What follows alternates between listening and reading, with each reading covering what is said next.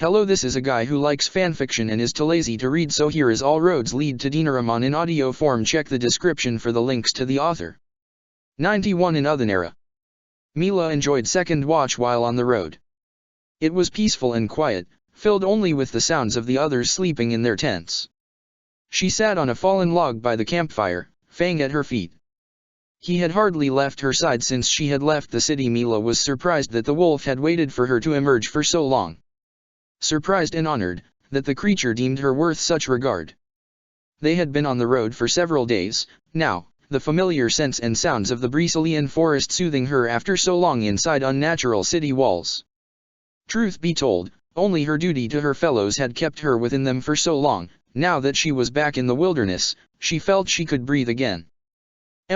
I love this time of night, a voice said behind her, and Mila glanced up as Leliana stepped out of her tent and stretched. The woman cast her a smile in the firelight, and Mila nodded back. Taking that as invitation, the musician walked over and settled smoothly on the log beside Mila.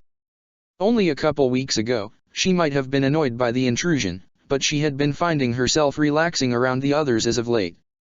Perhaps it was the fact that none of her human companions hated elves as much as her Dalish elders always said they did. Perhaps it was that the wardens had been through enough together saving one another's lives again and again that the bond was welcome.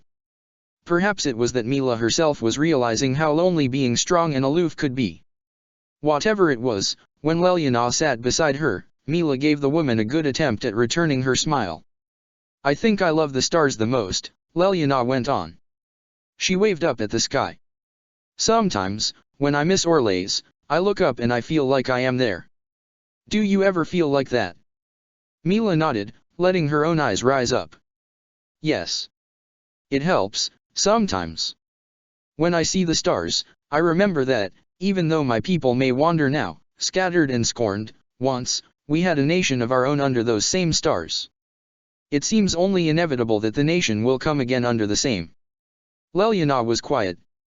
When Mila looked over at her, she was startled to find the human watching her warmly. You really care about your people, don't you? Of course. Mila felt her back stiffen. Is there something wrong with that, Satisolan? No, I don't think so, Leliana said easily. Actually, I find it admirable. I feel the same about Valroio.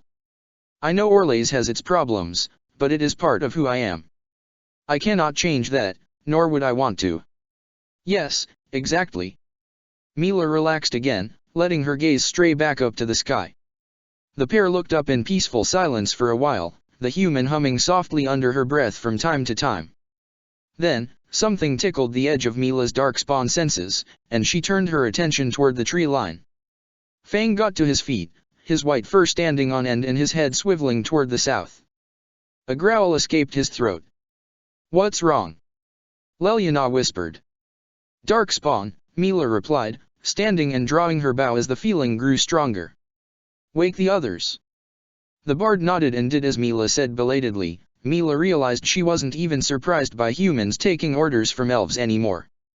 There was no time to think of it, though. She drew an arrow and nocked it, but no darkspawn emerged from the darkness.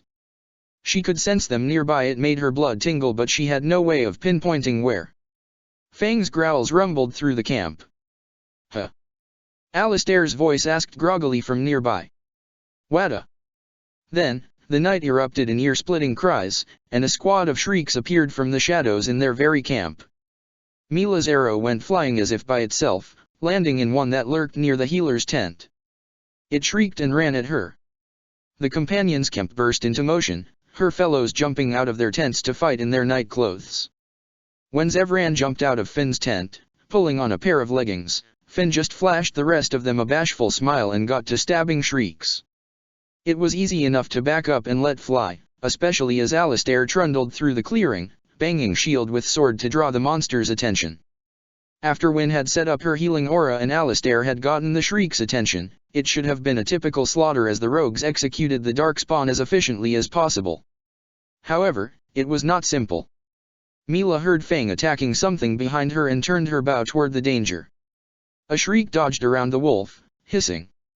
It turned just as Mila drew her bowstring back, and tainted green eyes met hers. Lethalin. A raspy whisper croaked out of the creature, and Mila fumbled a shot for the first time in years. The shriek stumbled back, disappearing into the shadows, and Mila froze, her heart pounding.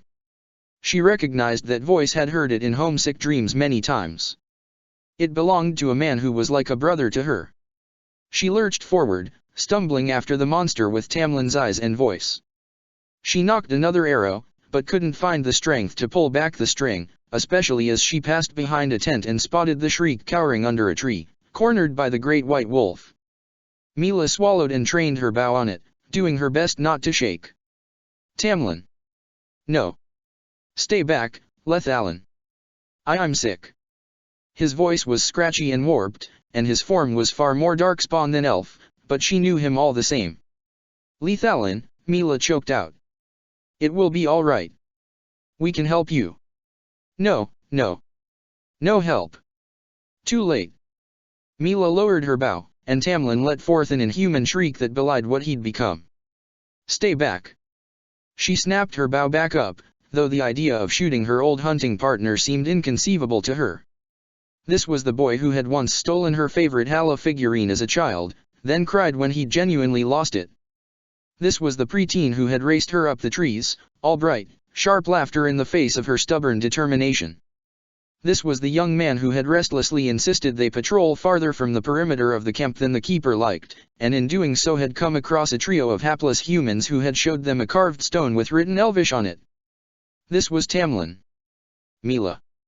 Alistair's voice spoke up behind her. What's going on? She didn't take her eyes off the shriek, though she heard the others finishing the battle behind her. Tamlin, she said through a lump in her throat. I fought this illness and won. You're strong, you can too. The shriek tossed his head back and forth. Never strong.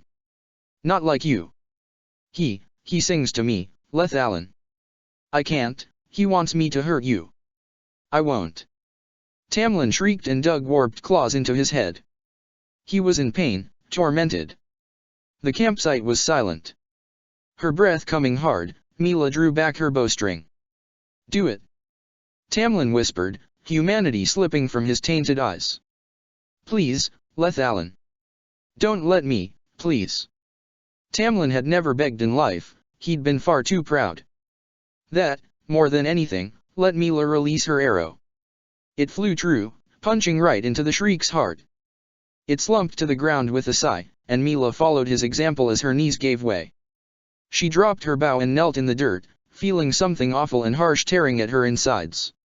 From behind her, Zevran and Alistair rushed over to double-check that the darkspawn was dead, but then Finian kneeling down in front of her blocked her view. Carefully, he wiped wetness from her face.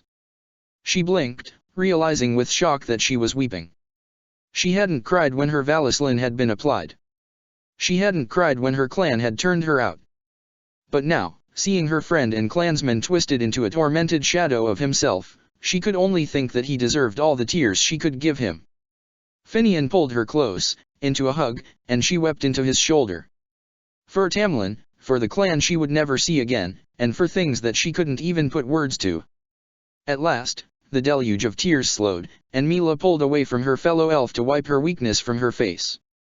She felt arms around her shoulders, and turned to see Harinwin bending down to hug her in turn, and Mila was surprised to feel comfort from the gesture, even if there was no way the others could know what she lost. Who was that? Alistair asked quietly. Tamlin, Mila said. She gathered her bow off the ground and stood. He was my hunting partner, until the taint corrupted us both. I was lucky enough for Duncan to find me and bring me back to succor. Tamlin was not. Oh. Alistair said. I'm sorry. She nodded. He'd known the pain of losing comrades as well, hadn't he? Human or Elvian, the pain was the same. Mila shook off her companion's hands and turned back toward the body slumped against the tree. He was as kin to me. If I may, I would like to bury him as I would any of my clan. Of course, dear, Wyn said. Just tell us what to do, Leliana said. Mila nodded and shakily directed the boys to start digging a grave in a patch of good soil. She went to the tree line and selected a blooming seed pod from a nearby tree. Then, she helped move the body into the grave and covered it, hoping that it would be deep enough not to taint the ground. When a Dalish dies, she explained to the assembled companions, we bury them in a grave. Then, we plant a tree above them, so that life may spring forth from their death. That is very poetic, Lelyana murmured. Mila nodded, and knelt above the overturned earth to bury her seed. She smoothed her hands through the dirt, saying her final goodbyes, while the others moved back toward the campfire. She doubted any of them would sleep that night. It took her a long time to find the strength to rise and wander over to the campfire.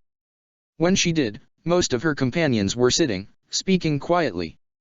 Lelyana, however, was standing next to the fire, her fingers twisting one another in a gesture that Mila had come to recognize as signifying nervousness.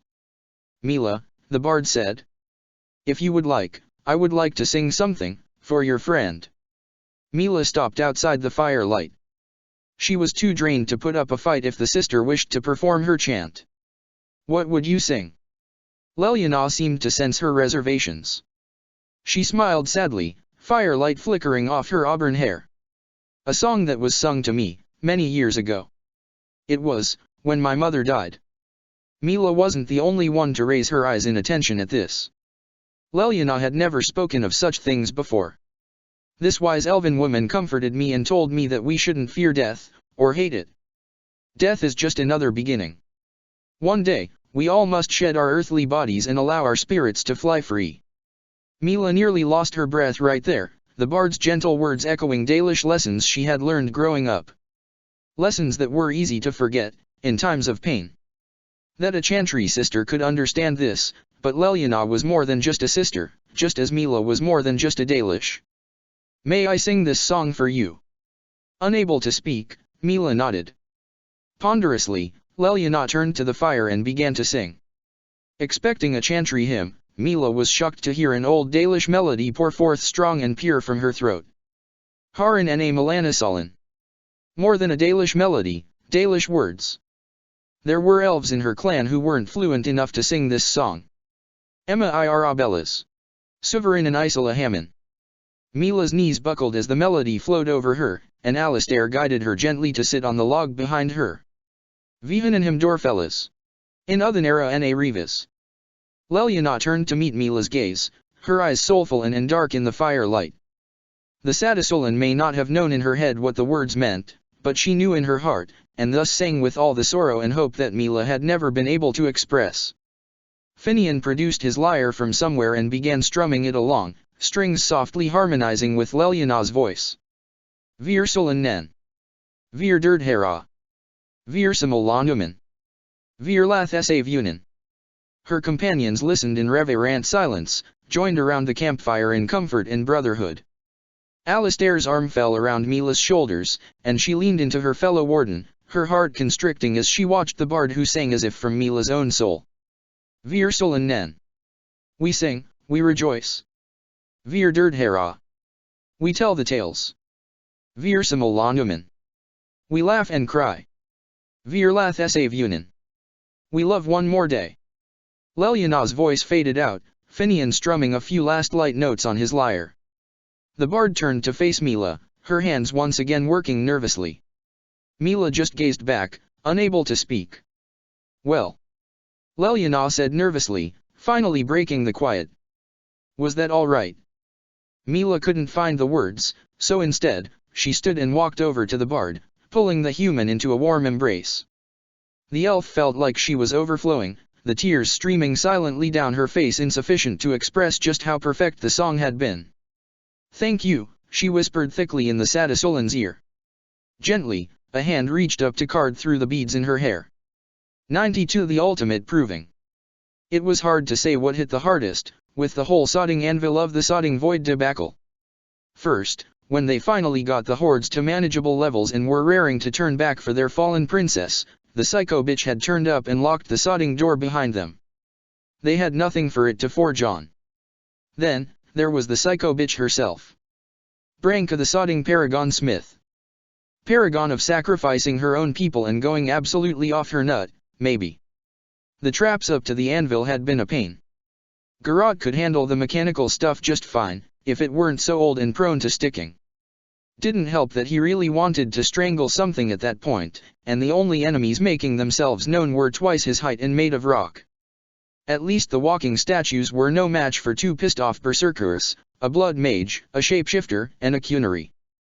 Then there'd been the grand finale. The anvil itself. And Paragon Caridin, somehow still alive, kinda, asking them to destroy the thing. And they'd been forced to side with the psycho bitch and kill a sodding legend, because the stone-damned blight called for nothing less than every advantage they could muster. Except for Felicity, actually. The mage had been in tears, begging them not to go through with it, putting up magical shields around the golemized paragon and screaming how bringing back golems isn't worth the cost, and the knowledge of this should be lost. And the irony of that turnaround would have been funny, except a little voice in Garot's mind had kinda agreed with her. Because yeah, it was unpleasant. But they were Grey Wardens. Grey Wardens. They were fighting an ancient, impossible evil, and that meant sometimes, they had to do unpleasant things. It was time Felicity Sodding got the message. And then, after leaving Branka to her work, dragging a roaring Medokaren and an inconsolable Felicity and a barely conscious Khazar, blood magic uses blood, kid, regulate that, they'd had to find a way back around Branka's block, only to come back to Marnan way too late. They found her body in the tunnel entrance off the Broodmother's chamber, surrounded by dead darkspawn and still holding her battle axe. But the spawn hadn't gotten Marnan's body. The wardens made sure of that, giving her to magma as hot and inexorable as she'd been. The whole thing was a debacle, and a mess, and had killed the princess, and would have been a waste of sodding time if not for the addition of the golems. As such, even after the long trek back to Orzammar to cool off, Garot was in no mood to deal with any more of this nugdung. Judging by how quiet everyone else was on the trip back, especially Felicity, which was as good as a miracle after the golem thing, they agreed with him. They arrived in Orzammar with no fanfare, and headed straight for the Diamond Quarter to get this thing done, once and for all. The assembly hall went dead silent as the wardens stormed in. Prince Belen, on the floor, cut himself off mid-speech. Lord Harrowmont stood on the dais above him, expression distasteful as he gazed down at the prince. Both contenders looked up at the wardens expectantly, as did the entirety of the assembled Deshers. Garot didn't know what they expected, though he doubted 7 blood-covered wardens and a dog was really what they had hoped for. Kausland was at their head, Marnan's axe strapped across his back over his great sword, the weapon still stained from all the tainted blood the old girl had spilled before they'd taken her down. Garot and the mutt were on either side of the Prediboy, with the other wardens and companions spreading out behind them. Garot himself carried Branka's crown, tucked in his knapsack. They stopped in the middle of the room. "Ah, the warden's return," Belen said, eyeing Garot with a pleased air. "Welcome back. Tell us, was your mission successful? Did you find Branka?" Harrowmont, meanwhile, frowned, no doubt noticing the loss of his particular pawn. "Yeah, we found her all right," Okaren grumbled. Belen raised his brows expectantly. "Well, we found Branka," Garot said, digging through his bag to retrieve the crown. "We found Branka, and Caridin, and the sodding anvil of the void." He pulled out the crown, holding it up.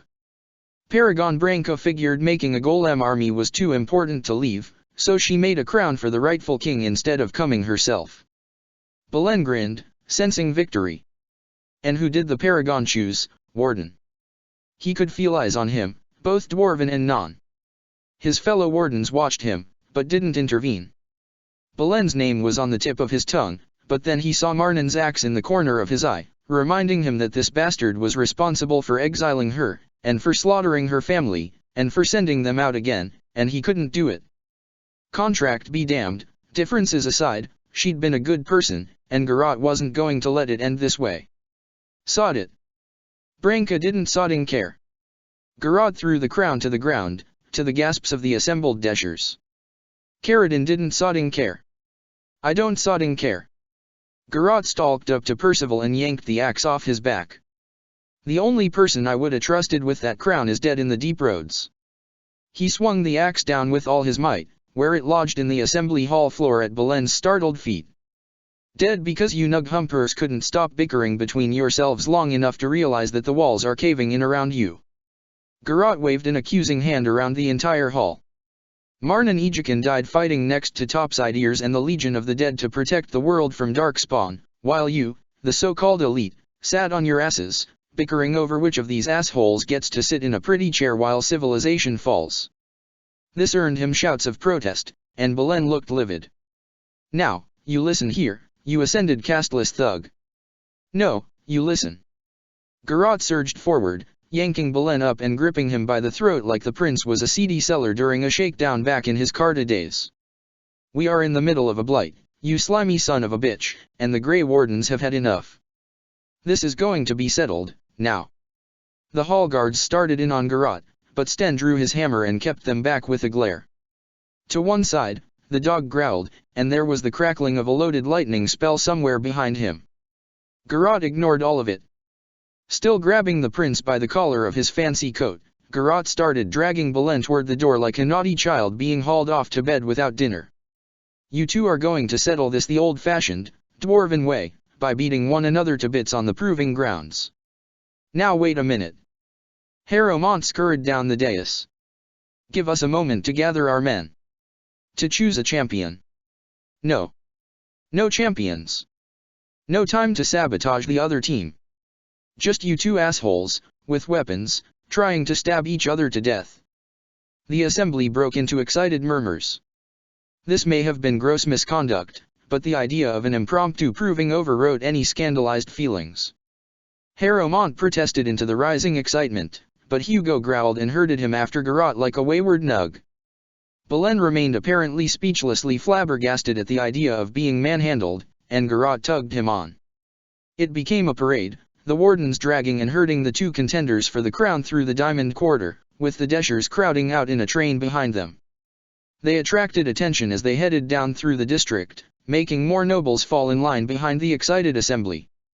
Guards joined as well, eyeing the wardens and their captives guardedly, but either too respectful of wardens or too curious to intervene. Or maybe they were just as sick of the whole thing as Garrot was. The commons were bustling, which meant that word spread fast about what was going on. By the time they were marching across that great bridge to the proving arena, it seemed that the entirety of Orzammar was trailing behind them to watch the show. The guards at the entrance took one look at Belen, one look at Harrowmont, and one look at Garrot's face, and promptly ushered them inside. Get these two bastards prepped, Garrot said, shoving the prince into the arms of the astonished barracks master. They're going on the field in 5. The sturdy dwarf glanced back at the crowd filing up toward the stands and nodded. By now, the pair of contenders seemed resigned to their fate, and glared at one another as they shuffled into the barracks to get armored and armed. Garrot wasn't surprised to see the proving master scurrying down from the stands. What's the meaning of, you? He stared at Garrot. What's going on? We have no bouts scheduled for hours.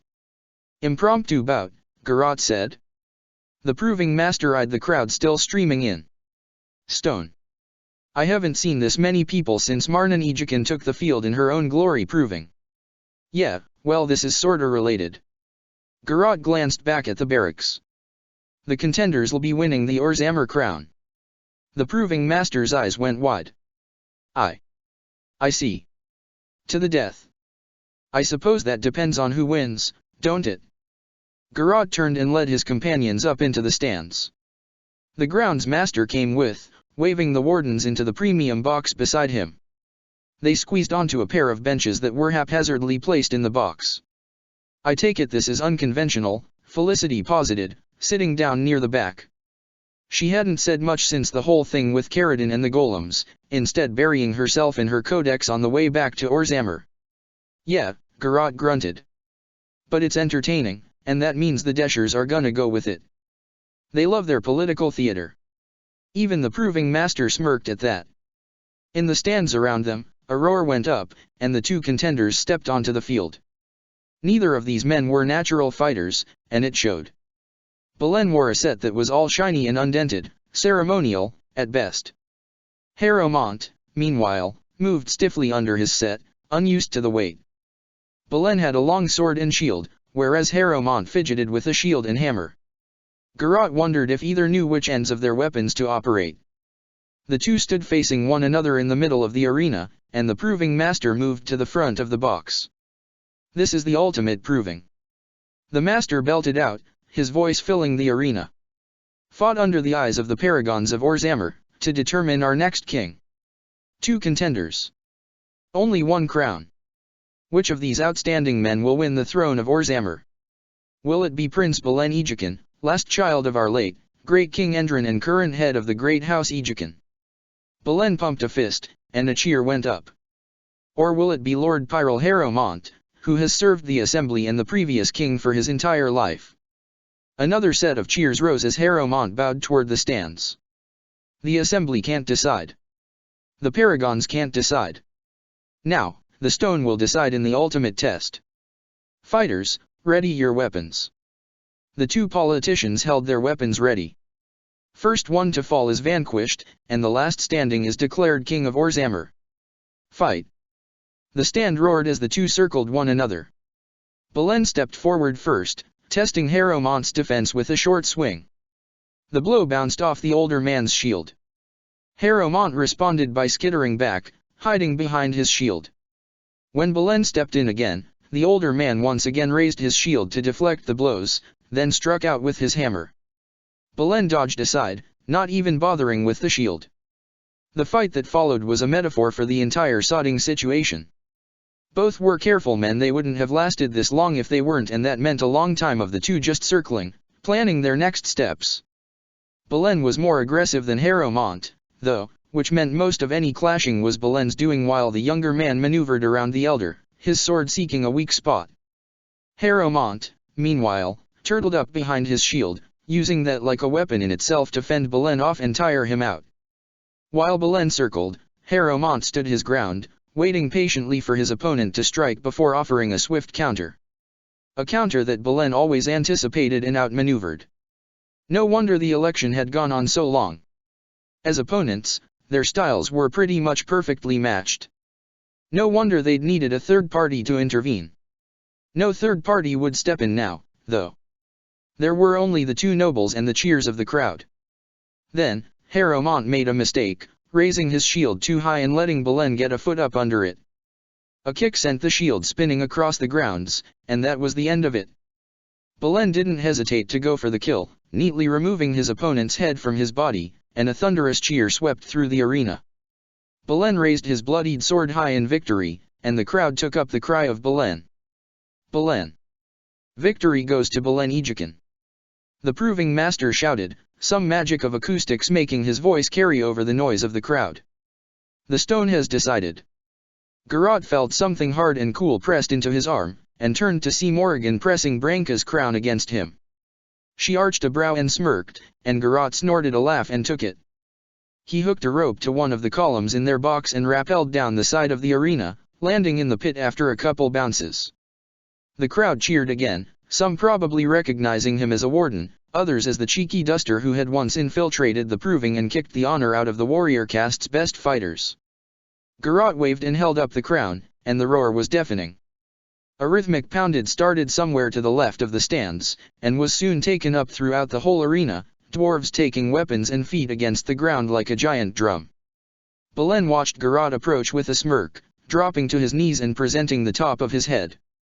Garrot obliged, placing Branka's crown on Belen's head, and the crowd devolved into cheers again. Belen stood and turned to the crowd, raising his arms to bask in their adulation. May it be my honor to present, the proving master cried, His Majesty, your newly appointed sovereign, King Belen Egican. Cheers drowned him out, the noise fit to bring the cavern down on top of them. Whether it was actual support of their new sovereign, relief at the standstill finally seeing a conclusion, or just the burst of adrenaline of seeing a good old-fashioned beheading, it was hard to say. By the way, Warden, Belen said softly, still turning to acknowledge his adoring public, you are so very fired. Garrot smirked at his new king. Glad to be of service. Next time you need to fight for power, just do everyone a favor and hire a hitman. The new king of Orzammar chuckled. Will do, Warden. Will do. 93 A breath of mountain air. Oh, by Androsta, Finn. You've got a problem with kleptomania, do you know that? The elf hummed in acknowledgement of Alistair's comment, but continued digging through the merchant's back room, absently dropping all sorts of goodies into his bag. This old hidden town was a cache of treasures, from old jewelry to clothing that was so long out of fashion that Orlchians would likely bring it back in again. There's a dead guy, right over there. We just killed him, like 10 minutes ago. And you're raiding his back room. Finn found another treasure, a small statuette of a historic Androstian soldier, and tossed it across the storeroom at Alistair. The warrior fumbled at the catch, but managed not to drop it. What's this? Seems to be a figurine. Finian's head was back in his current crate. Oh, you are a tricky little elf. Plying me with gifts, are you? I'm onto you. My affections cannot be bought. Then put it down. Finian's smile went unseen in the stack of goods. There was a pause. Oh, never mind. His heavily armored footsteps retreated through the door, leaving Finn alone, and the thief chuckled. Haven was inhospitable. As soon as they had stumbled into the town after days of wandering the mountains, a guard had confronted them and told them to turn around and leave. They'd continued in any way, only to find the town all but deserted. Except for the shopkeeper, who took so much umbrage at their patronage that he attacked them. Well, he'd actually reacted with hostility to their asking after genitivi, and that was suspicious enough. Whatever kept these people hidden on this remote mountainside, they wanted it to stay that way. It baffled the thief. They had so much neat stuff. Why not trade it? He pushed aside his current crate, revealing something that made him gasp, or rather, a pair of things. Delighted, he reached into the pile and grabbed them up, then plucked up his loot bag and darted out of the storeroom. The shop's front room was empty. His companions had apparently moved outside while he looted. Who could blame them, as gorgeous as the weather was? When he stepped outside, it was into the crisp mountain air, the sun beating down warmly while a cold breeze came down off the mountain tops. The sky was cloudless and bluer than Finn had ever seen. Here, in this little corner of the world, it was easy to forget that there was a blight on. The town of Haven was quiet, pastoral huts connected to gardens and meadows among the slopes and clusters of trees. Alistair stood just outside the door of the shop, rolling the figurine around in his hands. Finn sent his fellow warden a teasing smirk, and Alistair stuck his tongue out at him. No wonder Wynne always called them children. Slyly, Finn slipped his own prize behind his back, searching out the others. He spotted Fang first, the wolf's white fur shimmering in the sunlight. The wolf sat in one of the cottage gardens.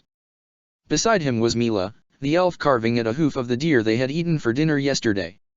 On her other side was Leliana, giggling, and trying to sneak peeks at the object as Mila moved it away. The Dalish elf didn't seem particularly annoyed by the attention. In fact, a smile threatened the characteristic calm of Mila's expression. Finian doubted either woman was aware of how close they were sitting, nor how long their eyes lingered on one another. A low chuckle drew his attention to the side, where Wynne and Zevran lingered by the cottage, watching the girls. Wynne was on her knees, grinding a mortar and pestle, while Zev leaned back against the wall with his arms stretched above his head, utterly leonine in the sunlight. Finn approached with the silent step of a practiced footpad, keeping his find behind his back. He had been meaning to get the assassin something for over a week, after everything with his family and the slavers, and, yeah. The crow hadn't needed to help with all that. But he had. If their little arrangement was a matter of mercantilism, then it seemed that extra work earned extra reward. Or at least, if Zev asked, that was what Finn would tell him. Honestly, Finn just wanted to do something special to show his appreciation. Do you suppose, the Antivan was asking idly, that she has a plan before she starts carving, or does she simply make it up as she goes? Wynne didn't look up, grinding a pile of seeds. Mila is a very careful young woman. I would think the former. I disagree, she is entirely intuitive. She does not show it, but it is there nonetheless. What do you think, my dear warden? Zevran arched a brow, his shining eyes turning to reveal that he had been entirely aware of Finian's stealthy approach. Finian laughed, keeping his find behind his back. I think that if you really wanted to know, you'd just ask her. Ah, very true. Zevran's grin was as infectious as always. But it is fun to stand back and philosophize, no?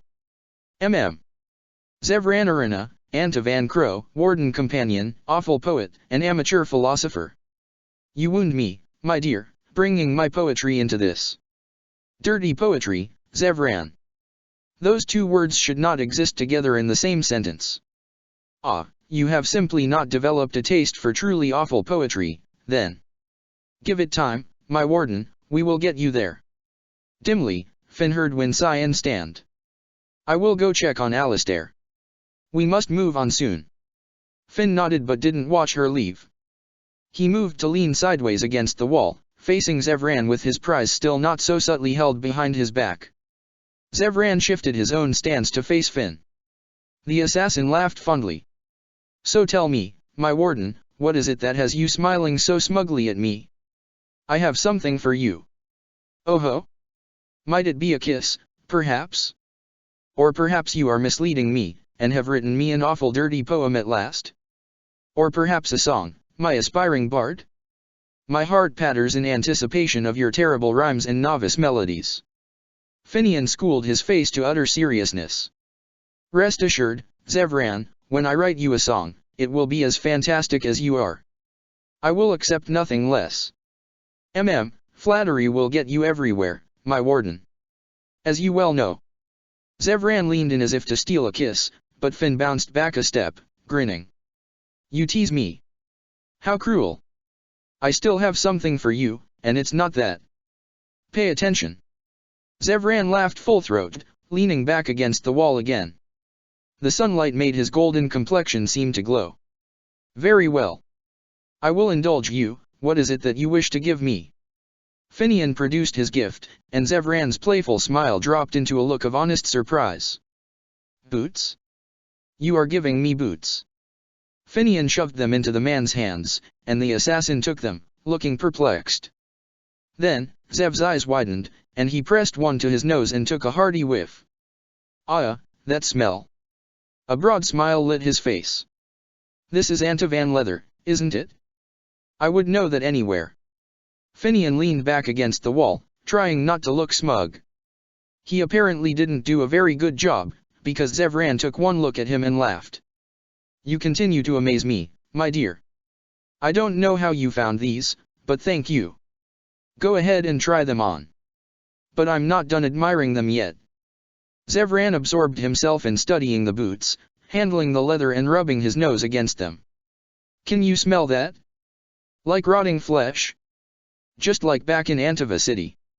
Finian laughed, delighted that he'd correctly identified the leather. He remembered Zevran telling him of his life as an apprentice, living by the tanneries. It seemed his suspicions that Zev was more homesick than he let on were correct.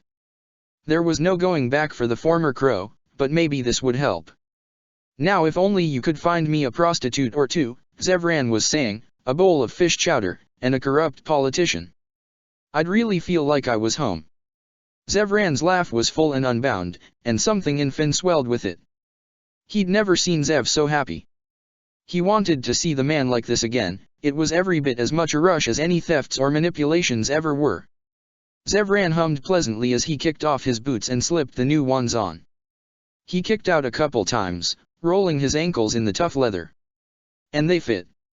Marvelous. Finian chuckled. Can't have my assassin getting cold feet.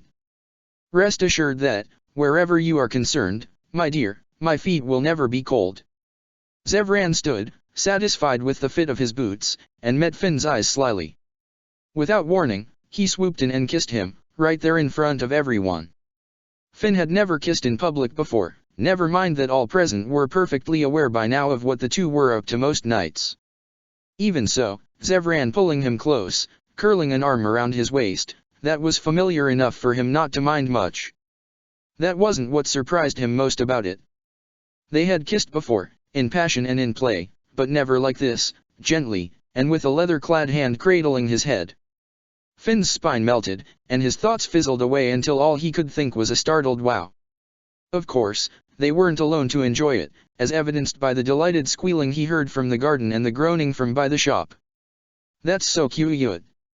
Maker's breath. I did not need to see that. I did not want to see that. I am now going to go bang my head against a wall until I have no more memory of ever seeing that. The two elves parted, chuckling. Finn's face felt unseasonably warm. "Thank you, Finian," Zevran said softly, mindless of their audience. Finn's breath caught in his throat. Zev never used his name. This was a splendid gift. Finn wanted to jump him right there, regretting that they had business to get back to. Zevran must have read his expression, because he smirked shamelessly and winked. "Damn it, Zev." Finn slapped the other elf's chest plate lightly, then found his fingers tracing the curling tattoo on the crow's cheek. "You realize you're going to have to thank me properly later, right? Do I get to wear the boots?" Finn smirked, lowering his voice to a purr he knew Zevran liked. "How about only the boots?" "Oh ho, I like the way you think. My dear, I cannot wait." 94 on leadership. The spoiled princess was bustling. Between laborers helping with the rebuilding, refugees seeking shelter from the blight south and east, and standard traveling merchants, there was hardly a free table to be had. Amidst this bustle, Percival sat alone with a goblet of cheap wine, Hugo laying at his feet. Felicity had taken the ferry to the Circle Tower hours ago, with the dwarven girl Danya in tow.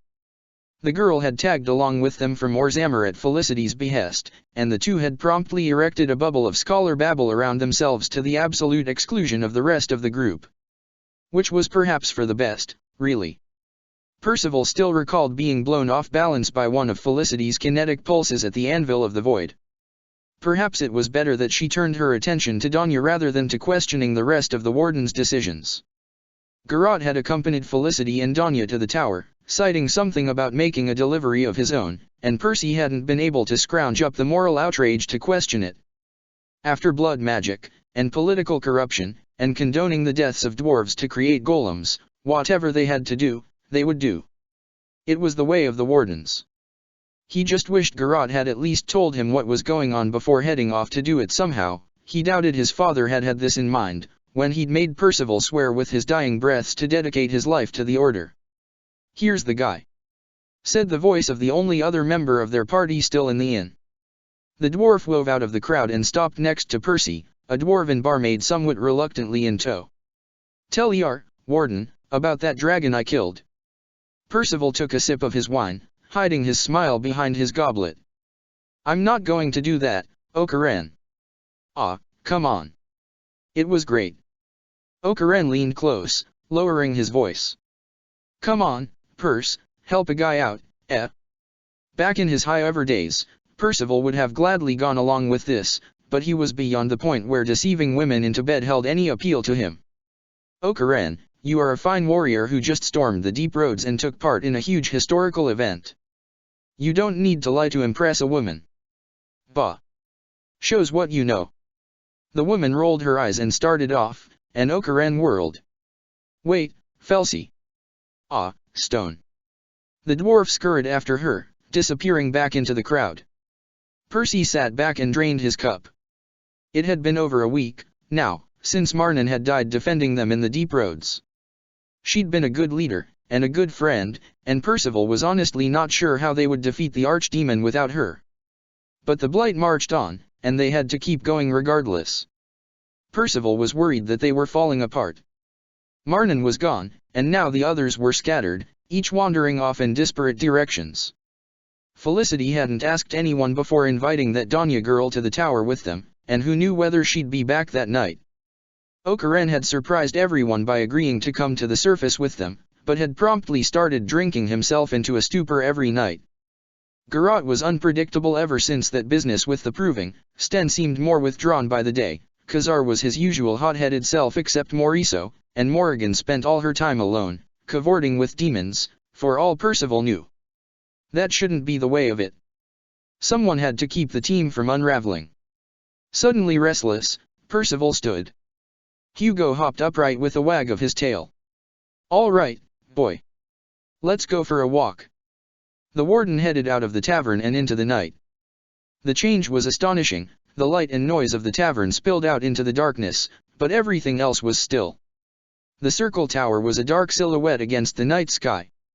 The lake shimmered quietly, reflecting the starlight. A ripple disturbed the still surface of the water, then another, and Percival spotted the first of his wayward companions. Khazar's robed form could be seen walking along the shore, identifiable by the twisted wooden staff on his back. As Percy watched, Khazar stooped and picked a stone off the ground. An echo of his voice could be faintly heard across the water, and Percival realized he was speaking. The noble approached quietly. "See the point? They can't touch me anymore." He paused, tossing the stone idly between his hands, head tilted as if listening to something. He shook his head in a negative. And what would be the purpose of that? Again, he paused, then burst out laughing, tossing the stone into the water. "Okay, so that would make me feel better, but come on. Let's be realistic.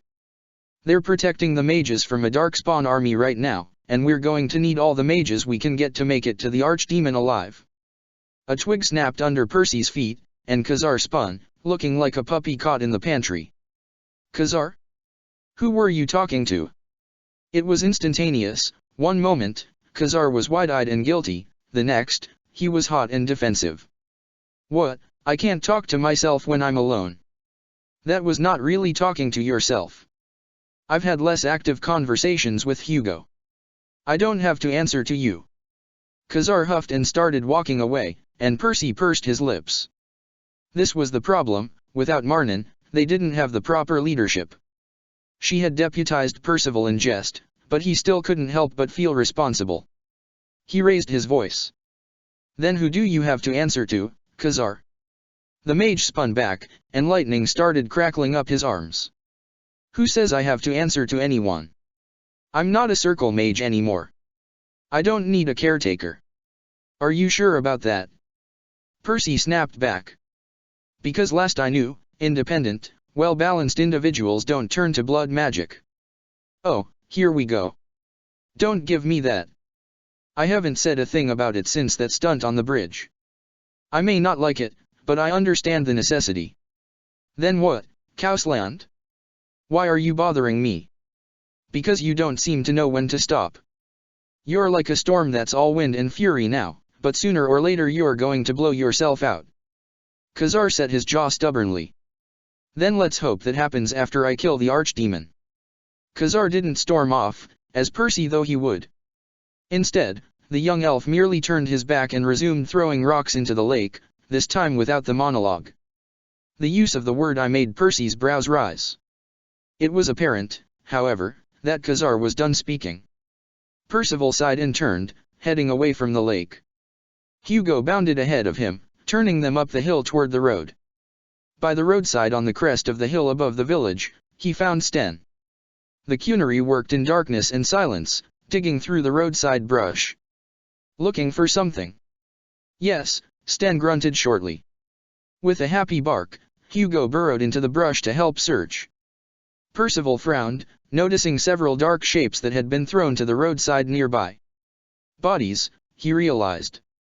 Very large, very old bodies, decomposing and picked clean of possessions and flesh.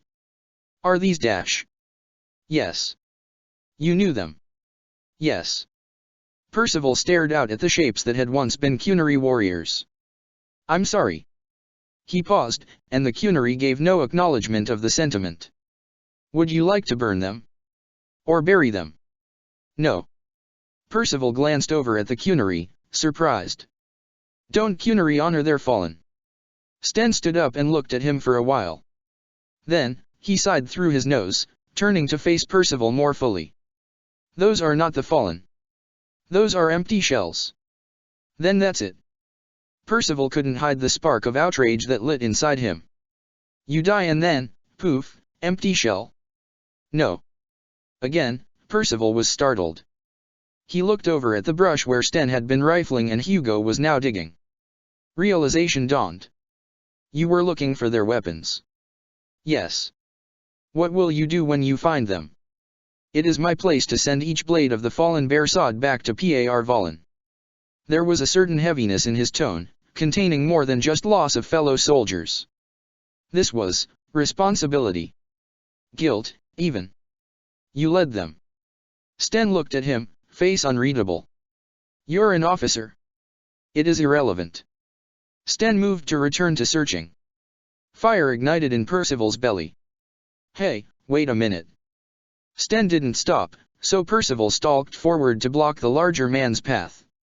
All this time, you've been a military officer, and you never said a word. You are in my way. That fire grew, and he fought the red creeping along the edges of his vision. You could have spoken up during the bridge fight. Offered suggestions with the brood mother. Helped make sure Marnan didn't die, and you just took orders like a common grunt. Parsha Ara. Percival had never heard the Cunary raise his voice before. It was, admittedly, rather intimidating. You waste useless anger on what has already passed. Sten shoved him bodily aside. And what about now, Sten? Percival all but shouted. This team is unraveling out from under us, everyone spiraling off in different directions. They need leadership. Then lead them. I don't know how. That is not my problem. Mentally balanced on an edge that Percival knew to be dangerous, he stalked after the giant and grabbed him by one massive arm. Sten's reaction was immediate. He reached back and locked a hand on Percival's wrist, then twisted the entire man around so that Percival's legs tumbled over his head and he landed on his back. The blades on his back clanged painfully against his armor. Percy grit his teeth, fighting for both breath and control of the fire inside him. Sten looked down at him impassively for a moment, then made a noise of contempt and turned to return to the bushes. That tipped Percy's precarious balance, and red flooded his vision. He rolled over and surged forward, tackling the back of the giant's knees. Both went rolling to the roadside. Sten twisted, dislodging Percival with a single swift kick, but Percy didn't feel the impact, his whirled nothing by sharp edges through his rage. As Sten moved to stand, Percival was already on top of him, punching him squarely in the jaw. The Cunary countered with an efficient, solid punch to his side, and Percival channeled the pain by grabbing the offending arm and yanking it downward to trap the Cunary off balance, then kneeing him in the face. Sten grabbed him by the leg and flipped him again, but he didn't stay on the ground any longer this time. Sten was a trained fighter in many disciplines, his movements efficient to the point of grace, whereas Percival had only had a handful of scuffles with his older brother to teach him hand-to-hand techniques. However, Sten was seeking to incapacitate rather than injure, and nothing short of a mortal wound could stop a raging berserker. Percival was relentless. For every punch, he returned the force in full. Each time he was thrown down, he burst back up with more fury than before. His world narrowed to this single opponent, a giant of a man who should have outmatched him in every way, but didn't. Slowly, like rain wearing down a mountain, the Cunary tired. Through the haze, Percival registered his own body pulling his great sword, and the tiny part of him that deciphered allies from enemies during his rages started screaming, forcing him to mentally backpedal just before he made the killing blow. Slowly, his fury faded, leaving him panting, disoriented, and sore. He was standing over the giant, his blade against his prone opponent's throat. When he looked down and surveyed the Cunary, all vestiges of his fury fled to make way for shock. Sten was smiling. Percy removed his sword from the giant's throat, and the larger man climbed leisurely to his feet while Percy sheathed his blade. "Well?" Percival prompted after the silence stretched out.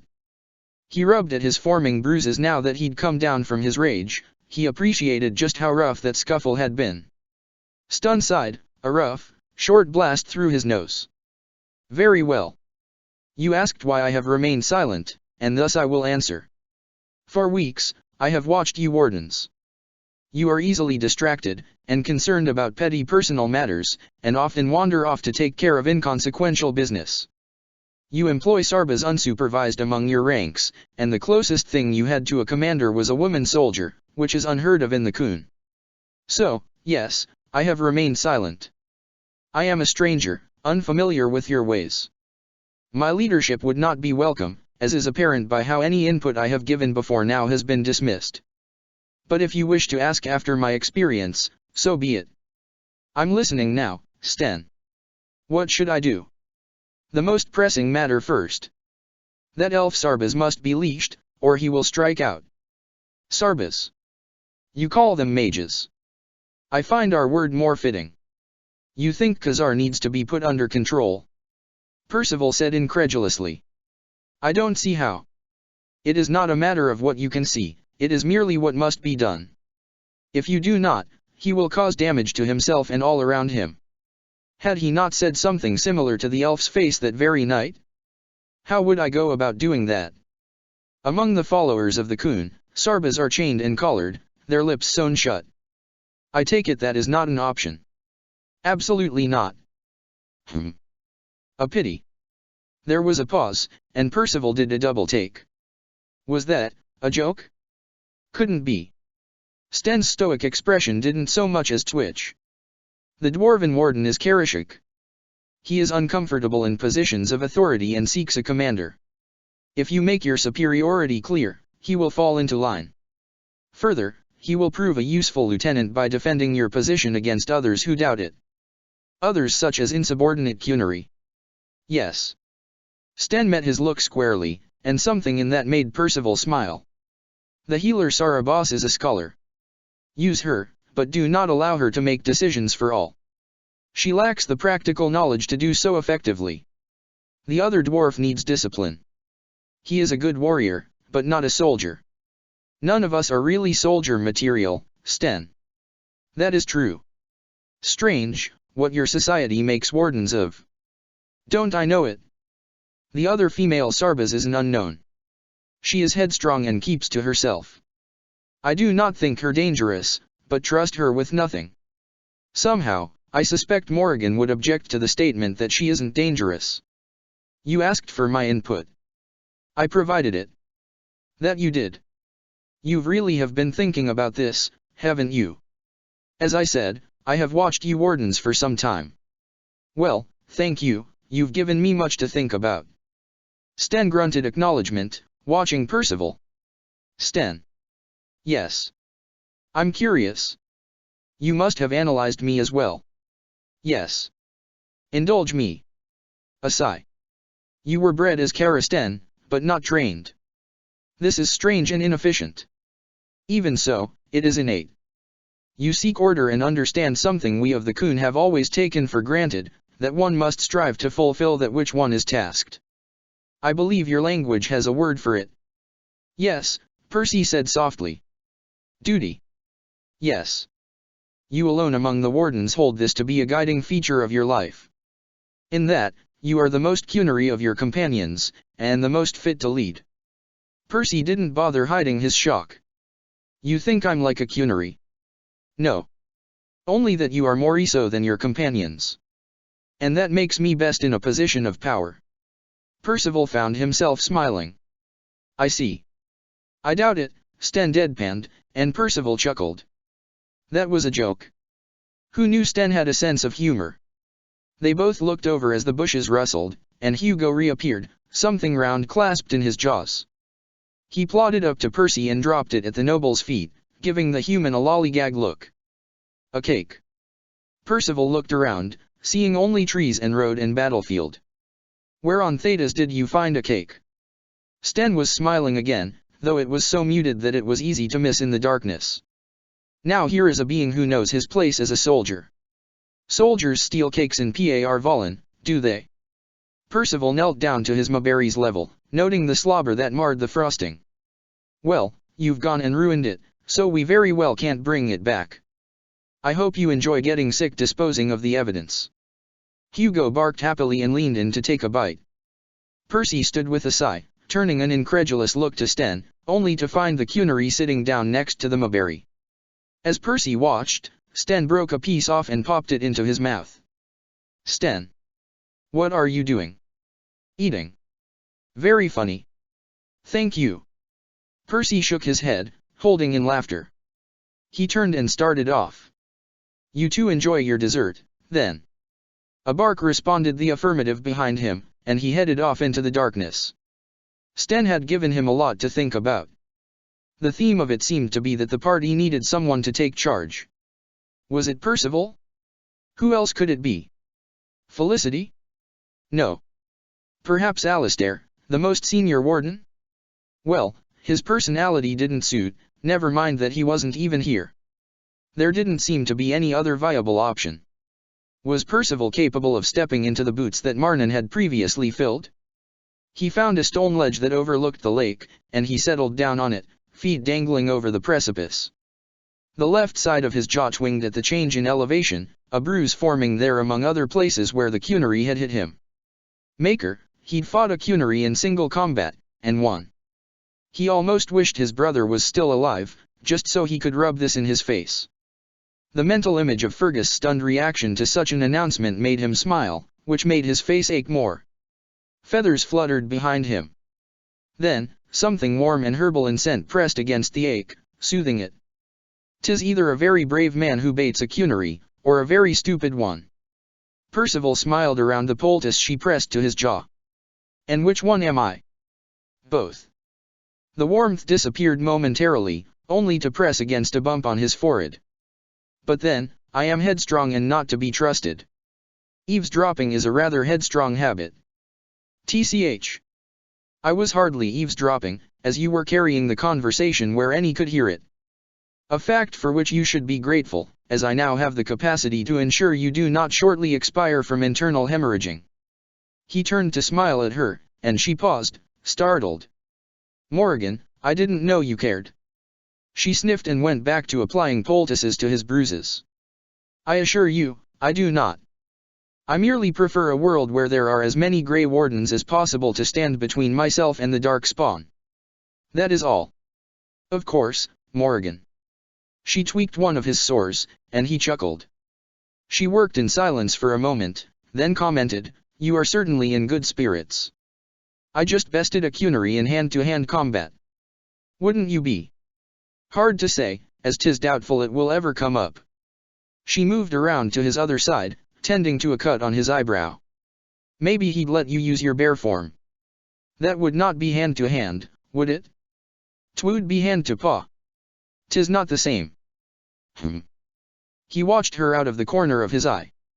She was all shadows and sharp angles in the darkness, yet her pale skin was luminescent. "Still, there is something to be said about it," she mused. "It is not easy to impress a Cunary, you know. Now that I've accomplished that, I think I shall move to the next challenge. What does it take to impress a witch of the wilds?" Morrigan stopped treating his wounds and pulled back to stare at him incredulously. "Why ever would you want to do that?" He turned to face her more fully. "I might know a witch worth impressing." She studied him. "You've reconsidered?" "I suppose I have." "Why?" He raised a brow. "Why, is the offer no longer valid?" "'Tis, but you must first tell me why you have reconsidered, now of all times." Percival shrugged. "I can't rightly say. All I know is that you fascinate me, and I would very much like to take you up on your offer from back in Lothering." Morrigan stood, pacing away like a nervous wolf. She looked down at him with suspicious eyes, paced a bit more, then stopped and spun resolutely. "Very well." He was on his feet without his consciously meaning to be. She froze like a startled animal, but nonetheless stood still as he stepped cautiously toward her. She was harsh and prickly and perhaps a little insane, but looking at her now, in the moonlight, he could also see the silent pleasure in her eyes at the attention. When he dared to reach forward to touch a bit of that bared skin at her waist, she rolled her eyes, but, yes, there was certainly the slightest upward quirk to her lips as well. He gave her a tug, and she considered it a moment before deigning to step into his arms, as if to establish that this was only happening because she allowed it to be so. It made him chuckle, and she huffed half-heartedly in the darkness. He breathed in the scent of her hair. It was the same sharp, wild scent he remembered, and it sent bolts of awakening through him. He felt his control slipping for the second time that night, this time the heat coiling inside him having nothing to do with anger. Well, perhaps a little to do with anger. This was Morrigan. A certain level of frustration was to be expected. She pushed gently but insistently against his chest, and he reluctantly disengaged and stepped back. She was certainly looking amused now. "As flattering as it is that you find me so irresistible as to leap upon me like a starving man upon a meal, there are two things I must first ask." "Anything." "And what would those be?" "First, a favor." Percy arched a brow. "And what would that favor entail?" "In large part, killing my mother." That shook off the last of his haze. He took another step back, studying her in full. "What?" "Morrigan, I know you have problems with her, but certainly you know the difference between familial bickering and something worthy of murder." She crossed her arms, offended. I certainly do, and thus I tell you that Flemeth needs to die. If she does not, then she will surely kill me. Percival rubbed his eyes. You'd better explain. Gladly. That grimoire you gave me was not Flemeth's grimoire, at least, not her real one. However, it did contain a number of secrets, including the secret of why I have never met any of my sisters. Percival turned to look back at her. There was a tightening in her voice, the equivalent of any other woman being near tears. What is that? Flemeth is my sister's. Or rather, she became them, when it became convenient. I'm not certain I understand. Morrigan stamped a foot. Flemeth is uncommonly old, correct? That, at least, is an accepted fact, even if no one knows how old. That grimoire you gave me details the means by which she unnaturally extends her life. Morrigan took a breath, her voice slowing down. Percy stopped himself from reaching out to her, because he doubted she'd accept the comfort. When her body grows old and frail, she abducts a pretty mage girl, raises her, and teaches her the arts. Then, when that girl has grown into a woman, she performs a ritual that allows her to take over the younger's body. Percival stared, having difficulty processing that. Like a demon overtaking an abomination. Morrigan, is Flemeth an abomination? How am I to know? Whatever she is, she certainly isn't completely human. And you think she'll do it to you? I know she will, especially once she learns I've discovered the ritual. The old hag never could countenance anyone knowing her secrets. She will not rest until I have been silenced, one way or another. That is why I need her real grimoire, so that I might discover a way to counteract it. Wait, her what? Flemeth's true grimoire. She won't have it far from her person, of that you can be sure. That is why you must kill her, because that is the only way she will part with her grimoire. Morrigan, if we kill her, you will not need her grimoire. Morrigan threw her hands in the air. Have you not been listening? Flemeth is not human. She was pacing again, her voice and path winding tighter and tighter. She is a tricky old witch who will have a contingency against this very eventuality, of that you can be certain. Killing her physical body will not finish her off, but 'twill take time for her to recover her strength afterward. 'Tis as much as I can hope for. Percy reached out and stilled her pacing by placing a steady hand on each of her shoulders. Morrigan, I will not allow her to take you. I vow it. Morrigan stared up at him, looking stunned. Then, she scoffed a laugh. Yes, that is all very noble, but it will come to naught if you don't kill Flemeth. Then that is what I will do. He leaned in and kissing her temple. Make her, she tasted good. Into her hair, he asked, what was the second thing? A warning. About Flemeth? I would think that would go without saying. She sighed and pushed away from him again. Not that, you fool. She met his eyes with contempt masking something earnest and sweet, and Percy again felt the need to unwrap the shell of this fascinating, strikingly ingenuous woman. Don't get attached to me, Warden. She had a line that appeared between her brows when she was serious. He'd never noticed that before. I mean it. We can be many things, companions, bed-warmers, co-conspirators, but attachments more than that will only end badly, and I have no wish to deal with anything messy. Therefore, you are not to become attached. And if I do? He dared. Then more the fool you, she sneered. Then, she leaned up and caught his lips with hers, and his retort was chased out of his mind by the taste of her lips. Lust and something else roared up in him the same way that his rages did, but he knew how to bank such things by now. He channeled this new heat like he would a rage, using its strength to lift her clear off the ground and press her against a tree. He let his passion have free rein. While he laved her skin with kisses and rough caresses, her hands moved swiftly to remove his armor. His gauntlets went first, and he immediately reached up to card one hand into her soft, wild hair. Their lips met a moment later, and her legs wrapped around him, inviting and demanding all at once. As the fire roared through him, devouring the last of his thoughts under scent and skin, his last coherent thought was that this was one person he could never hope to hold authority over, and with her, he found he didn't mind at all. 95 Here there be dragons. When Alistair had signed on to find the urn of sacred ashes, he wasn't sure what that might entail. Demonic opposition, perhaps. Traveling to remote corners of the world, sure. Fighting dragonlings in an ancient cult? Hadn't really come to mind. His sword was getting a good workout, at least, though he worried about how badly his blade was getting dulled against the toughened scales of all the drakes. The weapon was holding, for now, but he would need to take a whetstone to the whole thing, once they were done here. Alistair was in the lead as they wove through the icy tunnels, the chilled creaking of his companion's leather armor a comforting presence behind him. Genitivy was exactly the sort of brilliant half-madman Alistair had come to expect in scholars like this. The man had insisted on climbing a mountain despite a leg so shattered that not even wind could heal it all so he could finish his research. Felicity would have loved him. Alistair led them out into a broad cavern, pausing as he realized that they weren't alone. A trio of armored men stood in their path, and a survey of the wide room revealed more behind them, at least 2 mages and more to the side. All looked ready to attack. They were really not alone. Stop. The central figure commanded. You will go no further. Well, at least these guys felt like talking. That was better than the stab first ask questions never policy everyone else in the old temple had been adopting. Finian stepped forward, his daggers disappearing smoothly into their sheaths. Finally, someone reasonable. I'm afraid there's been something of a misunderstanding here. The only misunderstanding is that you dare to walk these hallowed grounds at all. You have spilled the blood of the faithful and slaughtered our young.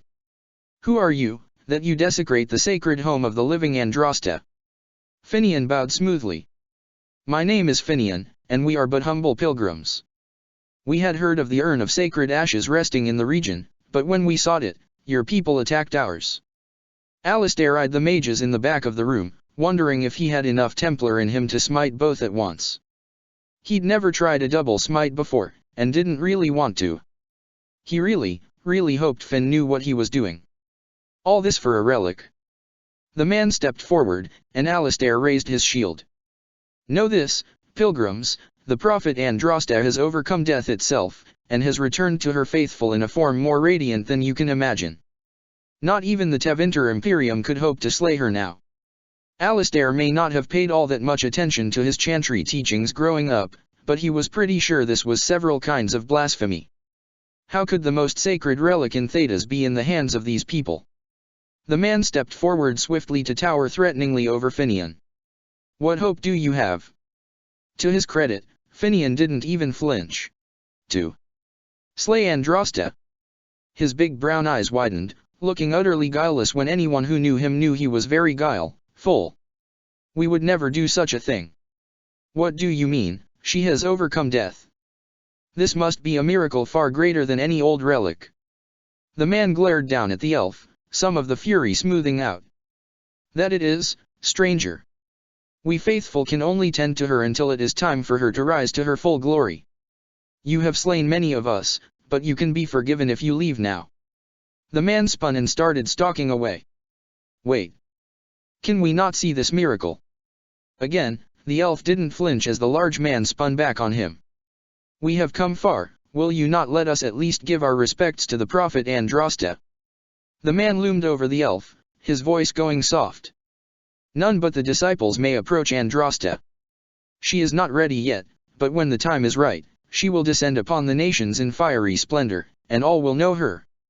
He paused, looking the rest of them over. But, perhaps there is a way to make up for your recent transgressions. Finian nodded.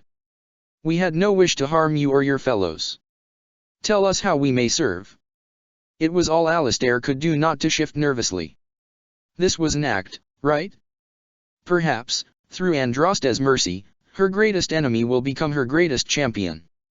The man straightened, addressing all of them now. The ashes you seek reside atop this mountain, watched by an immortal guardian who refuses to accept the truth of the risen lady. Now the ashes prevent holy Andraste from fully realizing her new form. They are a remnant of her past incarnation, and she cannot move on as long as they exist. The beloved needs to reclaim the ashes to make them her own again. All it will take is a drop of her blood. Alistair shuddered. This sounded like blood magic. Blood carries power, strength, knowledge. Through it, all the power that is held in the ashes will be returned to Our Lady. Okay, now, this really sounded like blood magic. Mila's voice spoke from the back of the party. Then why have you not done so already? The Guardian has foiled all our attempts to reach the urn. He keeps what power remains from the true Andraste. He knows the disciples and we cannot touch him, for he draws his strength from the ashes themselves. But you could deliver Our Lady what is rightfully hers, at great personal reward, I assure you. Blasphemy and blood magic, all bound together with a bit of hereticism to boot. Alistair was caught between being horrified and laughing really, really hard. I could just imagine the Grand Cleric, if she were here. Her head would explode, I kid you not. Finian, Leliana said uncertainly, he thinks Andraste is reborn. It is preposterous, I do not like this. He is a fanatic, Wynne agreed. And a dangerous one. Finian turned a calm smile back at them. Guys, this is the risen Andraste. So much more important than some old relic, don't you think? Alistair exchanged a nervous glance with Leliana. The sister was chewing her lip, but she nodded. The disciple turned his attention to Finn. Many have been led here, but only you had the fortitude and skill to survive the temple. You were led here by Andraste's hand to do her work. Finian bowed. Tell us what must be done, Father. The task is simple, I give you a vial of the holy Andraste's blood, and you empty the vial into the ashes. Behind him, Leliana gasped, and Alistair didn't blame her.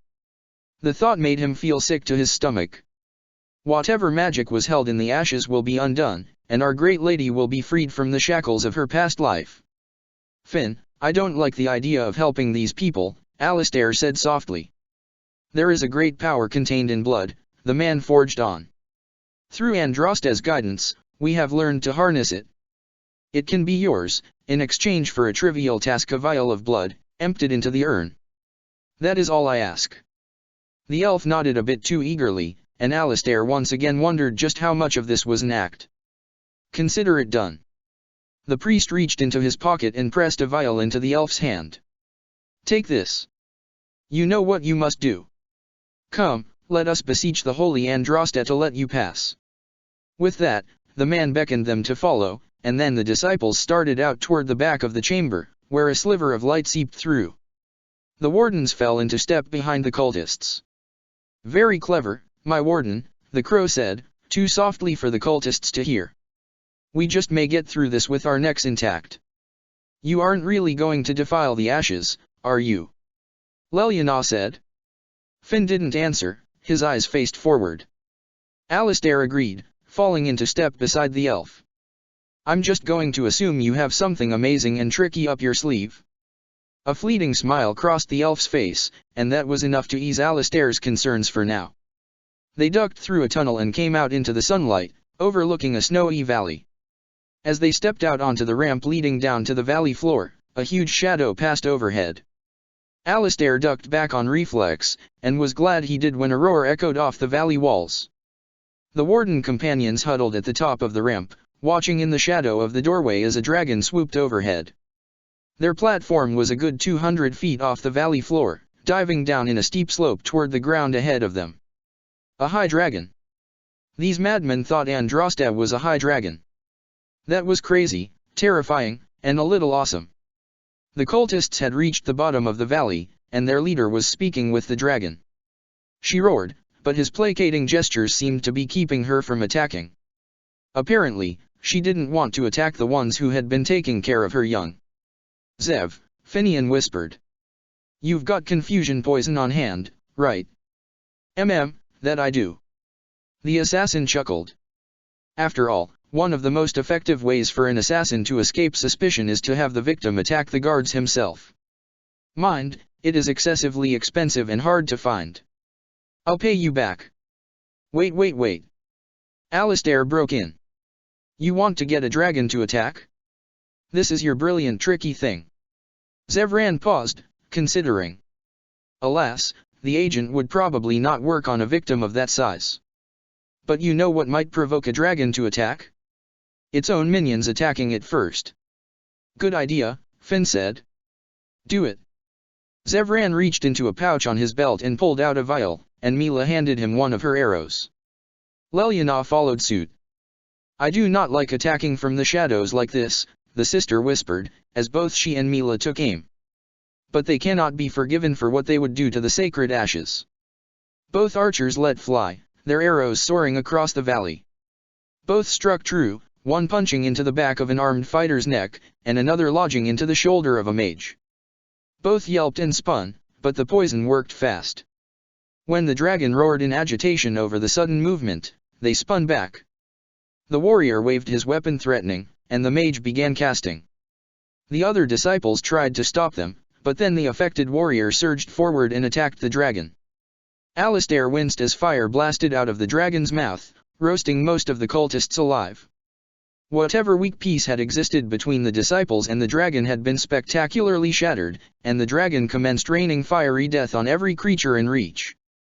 The leader of the cultists scurried around, still trying to placate the furious beast, but it silenced him rather effectively. Being grabbed in a dragon's jaws, thrown 50 feet in the air, and swallowed in a single bite tended to do that. Maker's breath, someone whispered while they watched the slaughter from the cavern exit. Has it occurred to anyone to wonder, Zevran said, how we will now get past an angry dragon? Hey, you're sneaky, Alistair said. I'm doomed. The remaining cultists were scattering now, and the dragon took to the air with a couple flaps of its massive wings. It swooped upon its prey, spraying fire over them and snapping them up with angry abandon. She truly is a magnificent creature, Mila whispered, looking mesmerized. Yes, one who magnificently wants to eat us, Alistair said. Perhaps we can wait her out, Wynne said. Remain here until the beast finishes and flies away. As she was speaking, the dragon snapped up the last of the cultists and took to the air. For a moment, Alistair thought the mage might be right, as the shadow swooped over the valley, circling. Then, the flap of wings got abruptly louder, and the dragon landed on the ramp in front of them, shaking the stone under their feet. It roared right at them, close enough for them to smell its breath. We run now, yes. Zevran laughed weakly. No, Finn said. The elf surged forward, sliding down the ramp, right underneath the dragon. It roared, snapping at him as he dove past. Alistair didn't let it follow, though.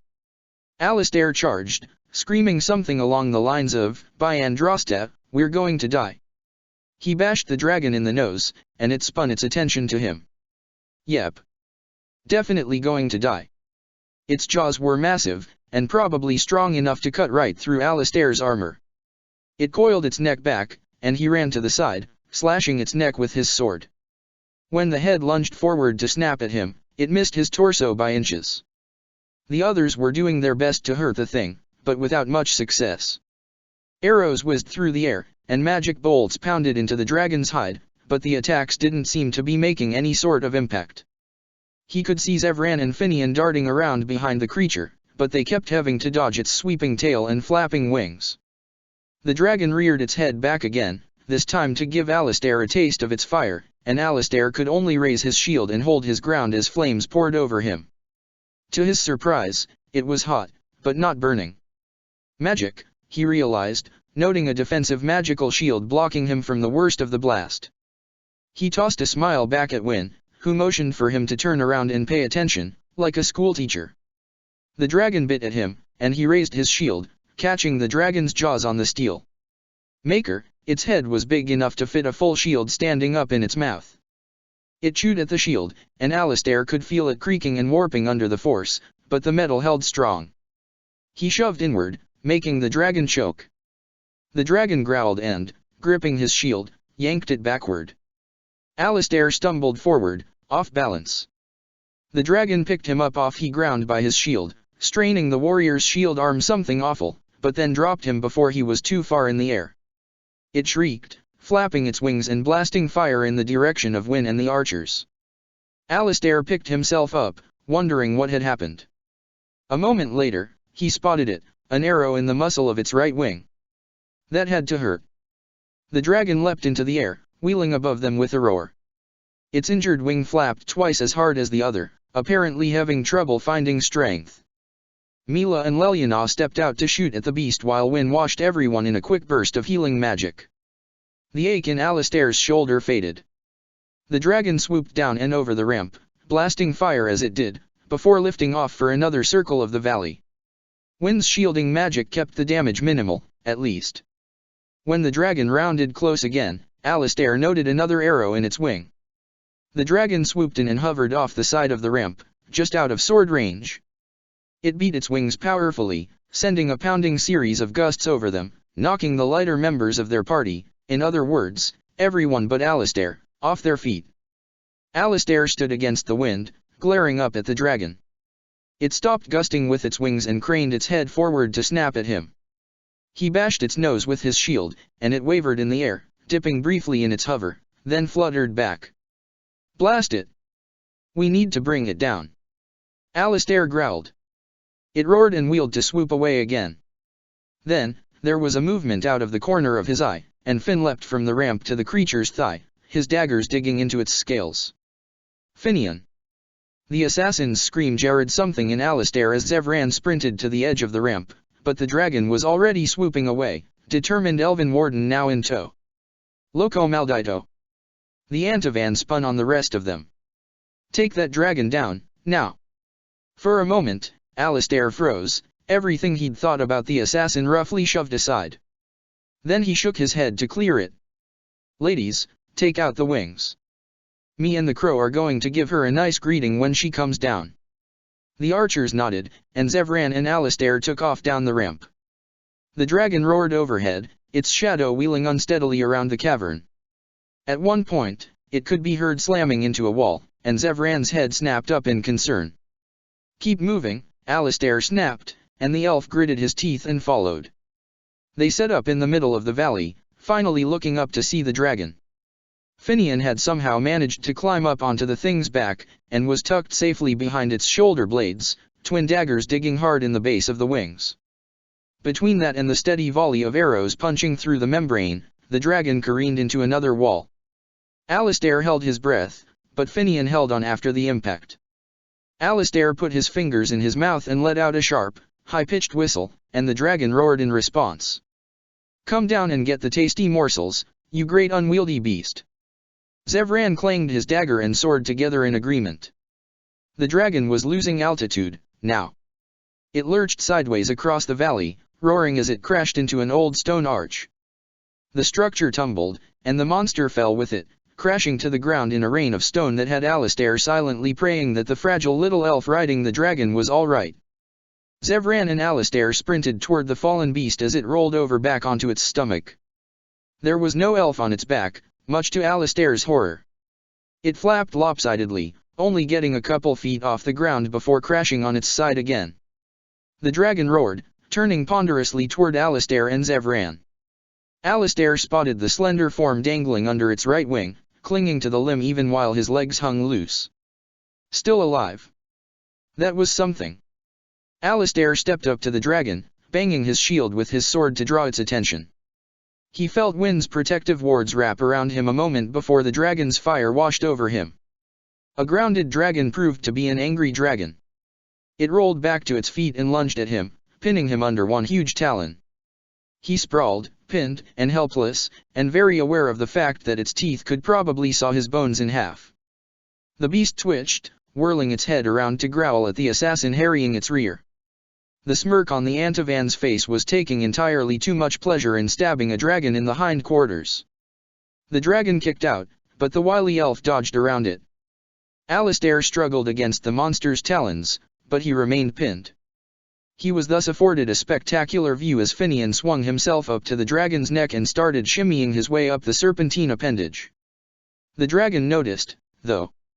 It gave off trying to bat Zevran away in order to shake its head, trying to dislodge the climbing elf. Finian yelped, clinging to its spines with arms and legs alike. Alistair managed to get his sword arm free. Even better, his sword was still in it. He brought the sword up and stabbed it right into the monster's wrist, and the beast reared back with a shriek. Alistair scrambled away, ducking a string of arrows aimed at the creature's heart. Once out of immediate stomping distance, Alistair turned and raised his shield, goggling as he had to look up and up and up.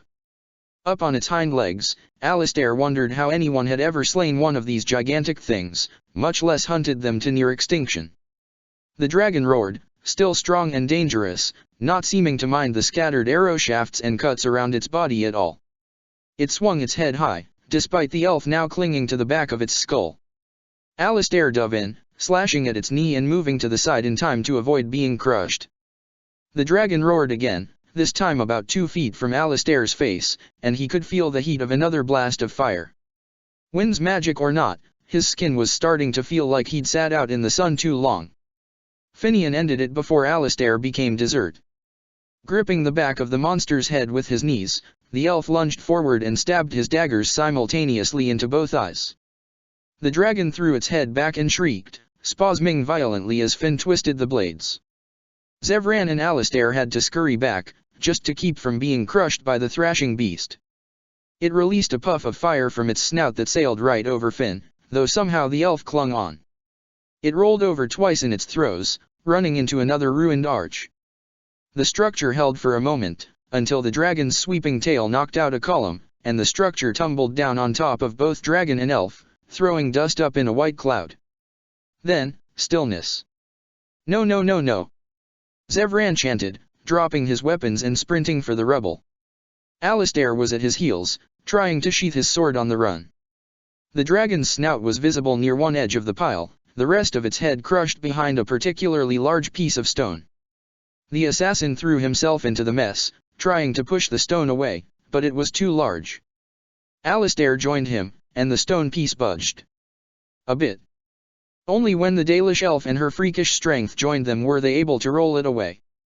Alistair stepped back and panted to catch his breath, barely catching Mila's cry of lethalin. He looked, fearing he'd see little bits of elf smeared all around the scene. Nothing so dramatic, though the form curled in a hollow made by the dragon's skull meeting its throat did not seem to be moving much. Mila shoved the dragon's neck further out of the way, while Zevran carefully drew Finian out and away from the dragon. Finian was still and pale, and Alistair shivered, remembering that he'd been in a similar state after Ostagar. And now, no witch of the wilds was on hand to perform a convenient miracle. His skin was too severely burned to even see what sort of trouble he was in. Win. I am coming, Alistair. Patience. Win huffed up to meet them, leaning heavily on Leliana. She looked exhausted and had just run across a rather wide valley, so Alistair obligingly shut up. Zevran knelt with Finn's head in his lap, whispering to him. You are not allowed to die, you crazy bastard. I need to kill you myself for even thinking about doing that, and that means you need to live long enough for me to get properly prepared. And you know us crows, it takes us time to prepare. That means you need to hold on and not die. Do you hear me? You are not allowed to die. There was a tremor in Zevran's voice, and Alistair could only watch as Wynne knelt down and placed a brief, comforting hand on the crow's shoulder before getting to work on Finn. He saw, now, that he'd been wrong about the assassin. Ex-assassin, technically. Whatever was going on there, it wasn't any trick on Zevran's part. Wynne's hands glowed blue as she ran them over the elf. Mila stood over them, watching the hands as avidly as Zev was. How was it she described Finn, like kin? Alistair felt a bit of that himself. They were fellow Grey Wardens, the 3 of them. That was a bond that nothing could break, and seeing one of his fellow Wardens circling death wrenched his gut something awful. Leliana put a hand on his arm. He'll be all right, she whispered.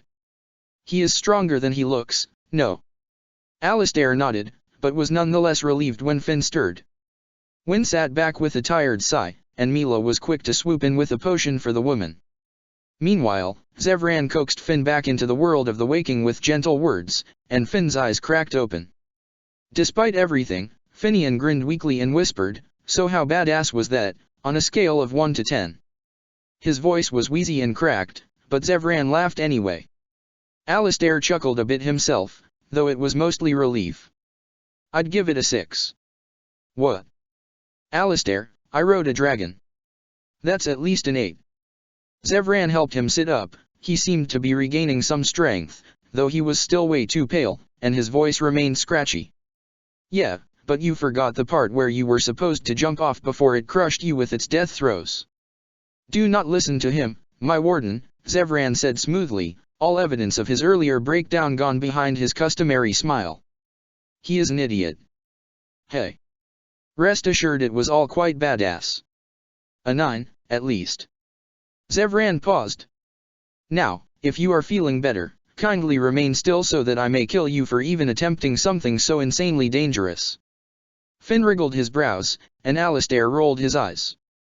This was where the pair started getting all flirty. Worried about me, Zev? Then, he coughed. I have invested a great deal of time in keeping you alive, my warden. I hate to see my hard work go up in a blast of dragon fire. The two continued speaking, but Alistair turned his attention to where the women stood. They watched the elves too, but turned away at the same time Alistair did. We will need to make camp here, Mila announced. Ah, but we are so close. Leliana said, peering at the doorway at the far end of the valley. This relic has waited for 1,000 years, Satisulin. It can wait one more day. As worried as Alistair was for Eamon, he only had to take one look at Wyn and Finn to agree. Wyn was barely keeping her feet, and Finian was still far too pale. Even if they tried to continue, they wouldn't get very far before one of them collapsed. I'm all for a break, Alistair said. Between dragon babies and evil blood cults, I think we could all use some time to get cleaned up before meeting this immortal guardian of the holiest relic in Thedas. Or maybe that's just me. Wyn smiled. Why, Alistair, I do believe that is one of the best ideas I have heard all day. Come, let us move away from this corpse before the scavengers arrive. At that, the wardens picked up Finian using Alistair's cloak to sling him between himself and Mila and headed off to one edge of the valley. They set up camp there, in the shadow of Andraste's sanctum. All in all, it wasn't an altogether bad place to be. 96 returned to Ostagar. Ostagar was a ruin. In every sense of the word.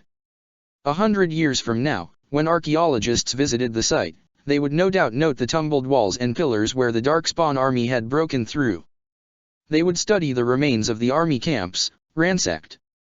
They would see the desiccated bodies pinned on the walls and staked over the barricades as trophies and warnings. They would write about the taint in the soil, how even then it would impede renewed growth. For now, Felicity could not bear to write down any of it. Let the future historians, removed from the slaughter of that awful day, analyze the ashes of Ostagar. Felicity could not. This is it, Garot's voice rumbled. They stopped in the middle of what had once been the king's camp, some of the wardens still wiping Darkspawn blood off their weapons. The quartermaster was right here. Felicity pursed her lips, noting the mess of tumbled crates in front of them. It could take hours to dig through that mess. Apparently, the others felt similarly. Okaren took a pull from his flask and Khazar muttered something under his breath. Percival finished cleaning his blade of the hurlock he'd decapitated with it, and sheathed it smoothly on his back. Better get started, Garot. You got it, Captain. Garot stepped toward the mess. We're not here to loot, Garot, Percy continued, voice pitched with a tone of command that he'd taken up more and more often as of late. If you see something useful, go ahead and take it, but I don't want to see you wasting time scavenging. That clear? Garot smirked and gave the nobleman a sarcastic salute, but nonetheless offered no argument. That had surprised Felicity, to be honest. As soon as she and Garot had stepped off the boat at Lake Callanhood, Percival had torn into the both of them for running off without consulting the group, namely, Felicity's bringing Danya and Garot's, whatever he'd been doing that had him follow her into the tower. She'd asked, but he'd refused to tell her. Then, Percival had gathered them all up on the hill above the spoiled princess. He'd pointed out the Cunary bodies, explaining in no uncertain terms why they were going to Ostagar to retrieve, not only Sten's sword, but the swords of his fallen comrades as well. Then, he'd told them Morrigan's problem and asked them to accompany him to confront Flemeth, citing duty and loyalty to one's companions. Not even Khazar, who obviously chafed under Percival's taking command, had protested to that part, much to Felicity's surprise. She wouldn't have predicted him to submit quietly to command, but then, she didn't really know him, did she? She'd never actually known him. At least someone was stepping up. Ever since Marnon's Deathstone protect her, the wardens had been unfocused. Percival kept them on task, albeit a bit more firmly than Marnan had. For her own part, Felicity kept her opinions to herself. If the incident at the anvil had done anything, it had made it entirely clear that her input was not appreciated. She was silently appalled by the actions of her fellow wardens. Resurrecting the golems, killing Karadin, letting Belen take the throne. So many vital things lost, and the preservation of something that, upon further reflection, should never have existed. It had been naive to think that something like golems could exist without a cost. She couldn't help but think that if Marnan had been alive, she never would have allowed any of it. Just the name sent fresh spikes of guilt through her. Felicity was the healer, wasn't she? She should have been able to do something. She should have been able to save the dwarf. It was all Felicity was good for, wasn't it, given that they didn't want her input in any other respect? Truth was, she was a failure all around, wasn't she? Sometimes, she wondered why Duncan had taken her from the tower at all. There were times when she wanted to just leave all this behind, climb into her own bed at Kinloch Hold, and curl around a book about distant travels or metaphysical theory. Books, she could handle with the scholarly detachment of theoretical understanding. Living it was, not like she'd expected at all. Garrot, Sten, and Hugo started digging through the pile of debris, Percival keeping a sharp eye out for danger as they did so, directing Okaren to take his drunken derriere somewhere it wouldn't get in the way. Where did the dwarf keep finding alcohol anyway? He couldn't possibly have brought this much out of Orzammar with him, and the last tavern standing for leagues was the spoiled princess at Kinloch Hold. Khazar and Morrigan had already moved out of the way, deeper into the ruins. Felicity sought them out, worried about the pair alone in a dark spawn-infested ruin. At the spot where the tents of King Kaelin and Loghain had once stood, she spotted them, up on the raised scaffold that overlooked the wilds. Khazar was staring out, while Morrigan paced idly. The witch noticed her first, nodding in acknowledgement. "This is as close as I dare get to my dear mother. I think I shall await you here. Is it really safe to be here all alone?" Felicity asked, drawing even with the witch. Morrigan eyed her. "I have survived in these wilds far longer than all of you combined. Do not fret, I have ways of passing unnoticed." Felicity considered that. "I suppose that makes sense, given your shape-shifting. Although darkspawn are a great deal different from normal beasts. What if they can detect the artifice? Then I will merely blast them into charred husks." "Really, you make it sound as if I have not done it 1,000 times over now." A smile bubbled up unbidden. Morrigan arched a brow. "That is, certainly a good point, Morrigan. I suppose I needn't be worried about it." Morrigan continued staring at her, those golden eyes of hers gleaming. "'Tis in your nature, just as deception is in mine. Although I cannot decide whether your habit for intrusion is a facet of being a healer, or of simply being a busybody." "It is likely they are related," Felicity said. "One can hardly heal correctly if one does not believe that one knows what's best for everyone." "That is, most certainly true. A fair point, in fact." Morrigan looked amused. "Except that you don't," snapped the third mage present, making Felicity jump a bit. Khazar looked over his shoulder at them, narrow-eyed. "You're just a know-it-all twit who thinks that being book-smart means a damn thing out in the real world." Khazar. It didn't help that his words echoed all the things she'd been telling herself the past weeks. "It seems rather odd to me," Morrigan said calmly, "that any of us should speak upon the subject of real-world experience. I am given to understand you were both raised in that awful tower on the lake." "Yeah, but I never claimed to be smart. I'm just useful." Khazar turned away again. Felicity covered a wince and drew up even with him, her breath catching at how very far down the ground was. Only then did Felicity see what he was looking at, the battlefield. The stand of King Kaelin was laid out before them, the lines blurred now. Felicity could see where the main line had laid in wait, where the archers and mages had perched on raised platforms behind the lines, where Marnan's auxiliary group had joined the battle, identifiable by the torn, scorched ground where Khazar had cast his spells. Where Loghain's men had turned around and marched away. "If we'd been stronger," Khazar whispered, his voice hoarse. "Just a little bit, could we have turned the tide?" There was a lot of emotion buried under that plea. "I doubt it, Khazar. We were only 4 of us. Not just us, he snapped, turning blazing eyes back to her. All of us. The wardens, the other mages, even the king. We could have held this position, it's a good position. Even without Loghain, if we'd just had the guts to do what had to be done, like a warden is supposed to, could we have won, right here? Khazar, what are you talking about? Felicity looked over the field again, seeing the corpses not dragged off for the Darkspawn to feast upon. She could see how the men had fought bravely and to the last and couldn't see how much more they could have done. We did everything we could. A man is only capable of so much. How true that is. The elf gazed over the field, his eyes narrowed in thought. He'd been doing this increasingly often of late, escaping into contemplation. Once, she might have considered that an improvement on his usual brash thoughtlessness, but now it gave her an inexplicable sense of foreboding. Sometimes, while he was thinking, he would stand with his ear cocked, as if he was listening to a song that no one else could hear. My mother, on the other hand. Morrigan sighed. A pity she would never engage the archdemon herself. How delightful it would be if the two creatures wiped one another out. Unlikely, given the matter of her unnatural longevity. My dear warden, I think I speak for many of your companions when I beg that you please obtain a sense of humor. That elicited a snort from the elf. Felicity felt herself flush. I have one.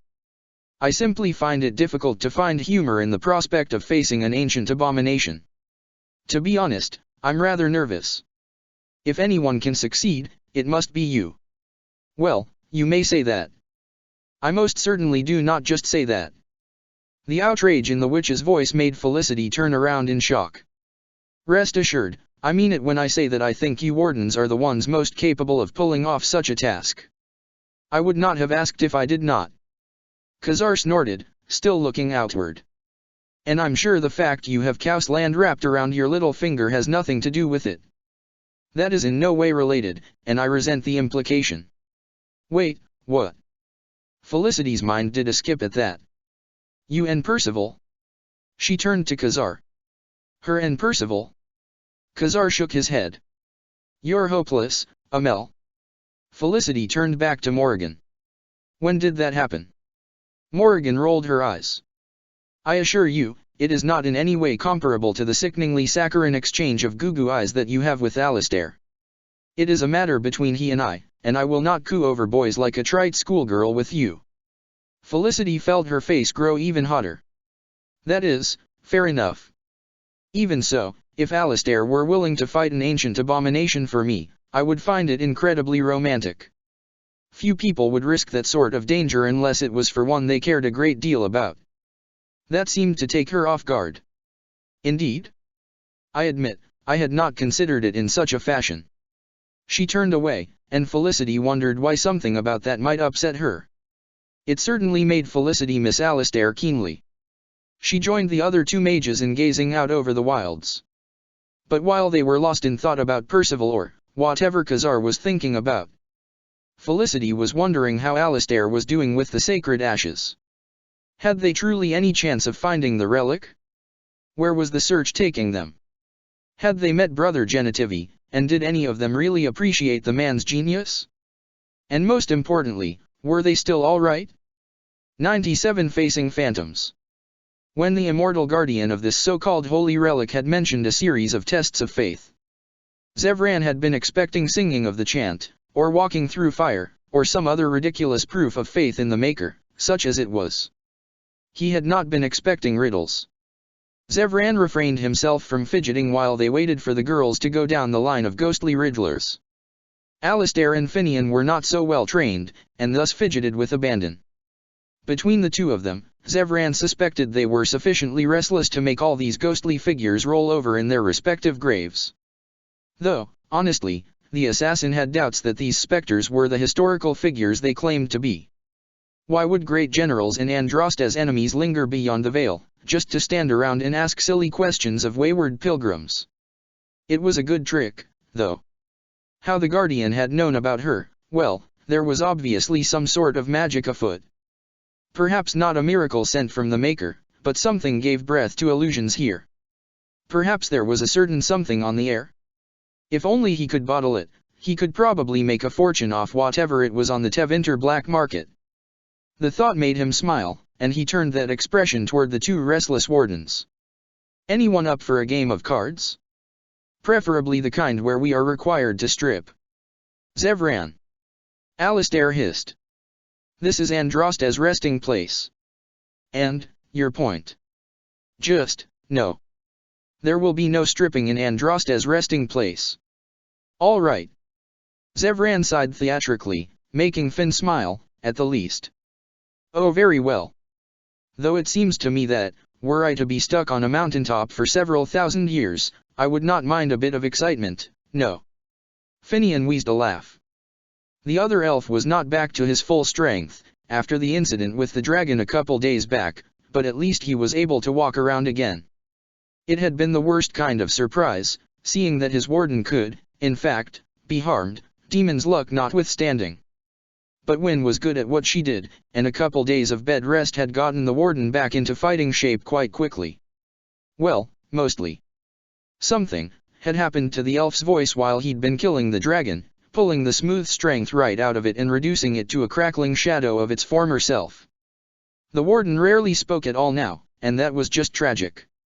Part of Zevran hoped the ashes weren't just legend, if only so he could use their supposedly miraculous powers to heal the elf and hear him properly again. Admittedly, he'd gotten fond of the sound of Finian humming softly as he prepared for bed, and the bright, thoughtless way he laughed, and, yes, the way he purred when touched in the right way. It would be a pity for the cosmos to lose those lovely sounds, that was all.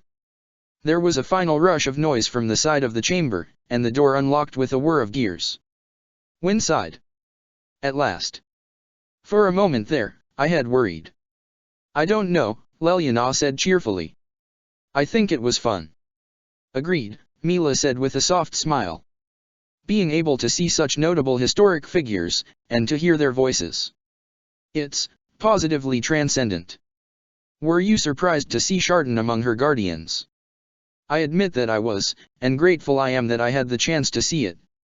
Zevran had never seen the Dalish elf grin as freely as she did now. Clearly, something in this whole experience had touched her. We may not be followers of your maker, but Andraste was clearly a good woman who did much for both our peoples. That she was, Leliana agreed, and the look that passed between them crackled with warmth and tension. Really, if they did not resolve it soon by themselves, Zevran was seriously considering locking them in a small room together and throwing away the key. Except that Leliana could pick locks. Maybe a pit without a ladder? Then again, Mila was an uncanny climber. Well, he would have time to think of an appropriate plan to facilitate their imminent dispersal of sexual tension later. For now, the six of them walked through the open doorway, Alistair going first with his shield raised. One never did know when one required to fight for one's life during a test of faith, after all. It seemed to Zevran that killing a dragon and its cult of pretenders should suffice, but there it was. There were figures in the next room, but none of them moved to attack. When the first stepped into the light cast by the temple's high windows, Alistair dropped both sword and shield in a clatter. In fact, at the sight of the graying, bearded human in engraved plate armor, everyone but Leliana and himself froze in place, stunned. Alistair was the one to give a name to the figure. Duncan. He whispered, fearful and hopeful at the same time, and Zevran understood, having heard enough of the Grey Warden's story to put a person to the name. This is a trick, Mila breathed, raising her bow. He could not have survived that battle. This is a demon in Duncan's form. Smart girl. I am no demon, the phantom spoke in a slow, rich voice. But neither am I here in the flesh. I'm sorry, Alistair, but this cannot be the happy reunion I know you must wish for. Then, what is this supposed to be, exactly? How the man could sound both sardonic and near tears was beyond Zevran's ability to understand. A redemption, of sorts. Come, Alistair, we've much to discuss. The old man backed out the light, and as if caught in a spell, Alistair followed him, his expression drawn with grief. The others made to follow, obviously still suspicious, but then another figure slid into the light in their path. He was a fair-haired elf, clad in green leathers and face covered in tattoos. His eyes locked right on a shocked Mila. Hello, Lethalin. The aforementioned archer's legs promptly buckled, though Lelyana and Zevran managed to keep her upright. Another trick. You're dead. I killed you myself. I know, and I don't know that I can ever thank you for that. You have to forgive yourself, Lethalin. I never blamed you for any of it. While he drew her away, another stepped in. This one was an elderly elf with grey hair and simple clothes. Valandrian. Finian's voice cracked. No, not you. So that was the way of it, was it? Seeing his warden's pain, Zevran was swiftly losing patience for this particular stunt. What part of faith in the Maker required being haunted by old ghosts? When a tattoo-faced dwarf approached Lelyana, and a mageling who could be no more than 9 reduced wind to near tears, Zevran readied himself. He could see the last figure slipping through the shadows toward the light, and there was little doubt in his mind what form it would take. Sure enough, crow armor, raven hair, and those damned eyes. So disbelieving last time he'd seen them, full of enough pain and betrayal for him to start out on this fool's errand in the first place. Do not even think about it, he growled at the phantom, his fists gripping his daggers hard. Zevran. Damn it, did they have to use her voice, too? It's all right. She was speaking in their native tongue, so Zevran gladly switched to it, not trying to wonder how a Ferelden illusion could speak Antivan. Do not think that I will open up to you simply because you wear her face. I do not know what you are, but you are not Rina. It had been a long time since he'd said her name out loud, he thought. You are right, Zevran. Still, the earnestness in her eyes did not abate. But neither am I the illusion you think I am. I am something in between. Ridiculous. Are you really so close to the possibility of something greater, Zevran? Of something wonderful? Would it really be so bad if I were Rina? And what would you expect me to do if you were? Throw myself at your feet and beg forgiveness? Weep? What good would that do? My regret does not undo what happened, nor does the false forgiveness of a phantom. If that is the case, and you have accepted that it cannot be undone, then why does it still haunt you? That was not a question he was prepared to face. You came to this country, Zevran, to seek something that we in the Crows were never taught to seek, redemption, in the only way a crow can understand. It was a foolish plan just like you to run off to a foreign country on a whim of passion, and it was never what I would have wanted you to do. Why did you do it, Zev? The words were getting to him. This was not his Rina, but the words she voiced were exactly what the true Rina would have said, had Zevran not let Taliesin slit her throat. I think you know the answer to that. Tell me anyway. Zevran swallowed, his hands finally dropping from his daggers. I wanted to die. And this is what you call accepting the past? How is my death made any better by yours? He shook his head, denying the truth of the words. It is a crow's way of thought, she continued. A death for a death, always in the most costly of absolutes. The ironic expendability of our own lives, programming so deep we never even realize it. Zev, I always knew that something like this could happen. That does not make it right nor forgivable. I never wanted this. Of course you did not. Who would? But we were crows, first among all else, and it was just an inevitable part of our nature. Zevran shook his head and paced away. Stop it, Phantom. You are far too philosophical about this. Did you not expect the same from us someday? From Taliesin? From me? Who do you think is leading the hunt for you even now? We do what we do. It is our way. It is no longer mine. Zevran growled, spinning on the illusion. And she smiled, a pleased, sultry smile that had always twisted his heart, near the end. And why not, Zevran? Because I am no longer a crow. It was the first time he'd really, truly acknowledged that fact. It was a realization that had been long in coming, and he suddenly felt set adrift by those 7 simple words. If he was no longer a crow, then what was he? He forced a laugh, understanding. So this is the game, is it? Revelation, yes? Is that what you came for, Phantom? It may have to do. Rina's form stepped forward, and he matched the movement with a step back. If he had to see the illusion touch him, it would undo him, he just knew. You do not need to forget about what happened, Zevran, nor even forgive yourself, if you're not ready to. But you must accept that there are many kinds of redemption. Look at the path you are on. Is it not just the littlest bit wondrous, that you are here? Now? With these people? Are you a crow here, or something else? I honestly cannot say. I do not know. And I think just knowing that will save you a great deal of misery. Her smile turned bright, and his heart ached. That's all I would have wanted, Zevran. For you to find real happiness, away from the bonds that bound us both. It was a fate neither of us were ever aware of, but why not take advantage of everything it has to offer? She waved over at where Finian was turning away from his own ghost. And I do mean everything. And that was pure Rina, right there. Zevran choked down a lump in his throat. You would have just wanted to watch. And why not? He's cute. She winked, her form starting to blur and turn misty. At the least, I am leaving you in good hands. Better than you would ever have imagined, my dear. Oh, now I really wish I could watch.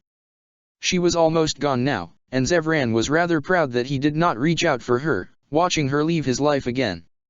Goodbye, Zevran. Farewell, Rina. She faded away, and Zevran fought down a shiver to chase away the heaviness that drooped around him. A light touch on his cheek helped pull him out of it, and he turned to look into Finn's worried brown eyes. Tear-streaked and still haunted by whatever ghost this place had conjured up for him, his lover's eyes only spoke a question of concern for Zevran. Zevran's chest constricted. Again, his lover genuinely cared, silently ensuring that he was all right while refraining from crying. It was eerie, sometimes, how perceptive his warden was. Zevran held Finn's hand with his own. I will tell you about her later, he promised, gaining a solemn nod from the other elf. No exciting adventure this, for Finian to laugh over, it was one he'd never felt capable of revisiting. Now, though, he felt like maybe he could.